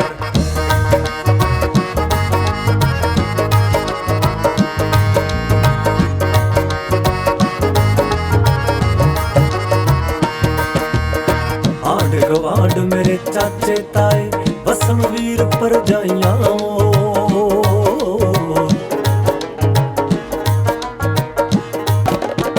ਆਂਢ ਗਵਾਂਢ ਮੇਰੇ ਚਾਚੇ ਤਾਏ ਵਸਣ ਵੀਰ ਪਰਜਾਈਆਂ ਸਹੁਰੇ ਘਰ ਵਿੱਚ ਇੱਜ਼ਤਾਂ ਮਾਨਣ ਸਭ ਦੀ ਮਾਂ ਦੀਆਂ ਜਾਈਆਂ ਉਹ ਮੇਰੀ ਬੀਬੀ ਮਾਂ ਦੀਆਂ ਜਾਈਆਂ ਇੱਕੋ ਘਰ ਵਿੱਚ ਓਏ ਮੱਥਾ ਟੇਕਣਾ ਇੱਕੋ ਘਰ ਵਿੱਚ ਮੱਥਾ ਟੇਕਣ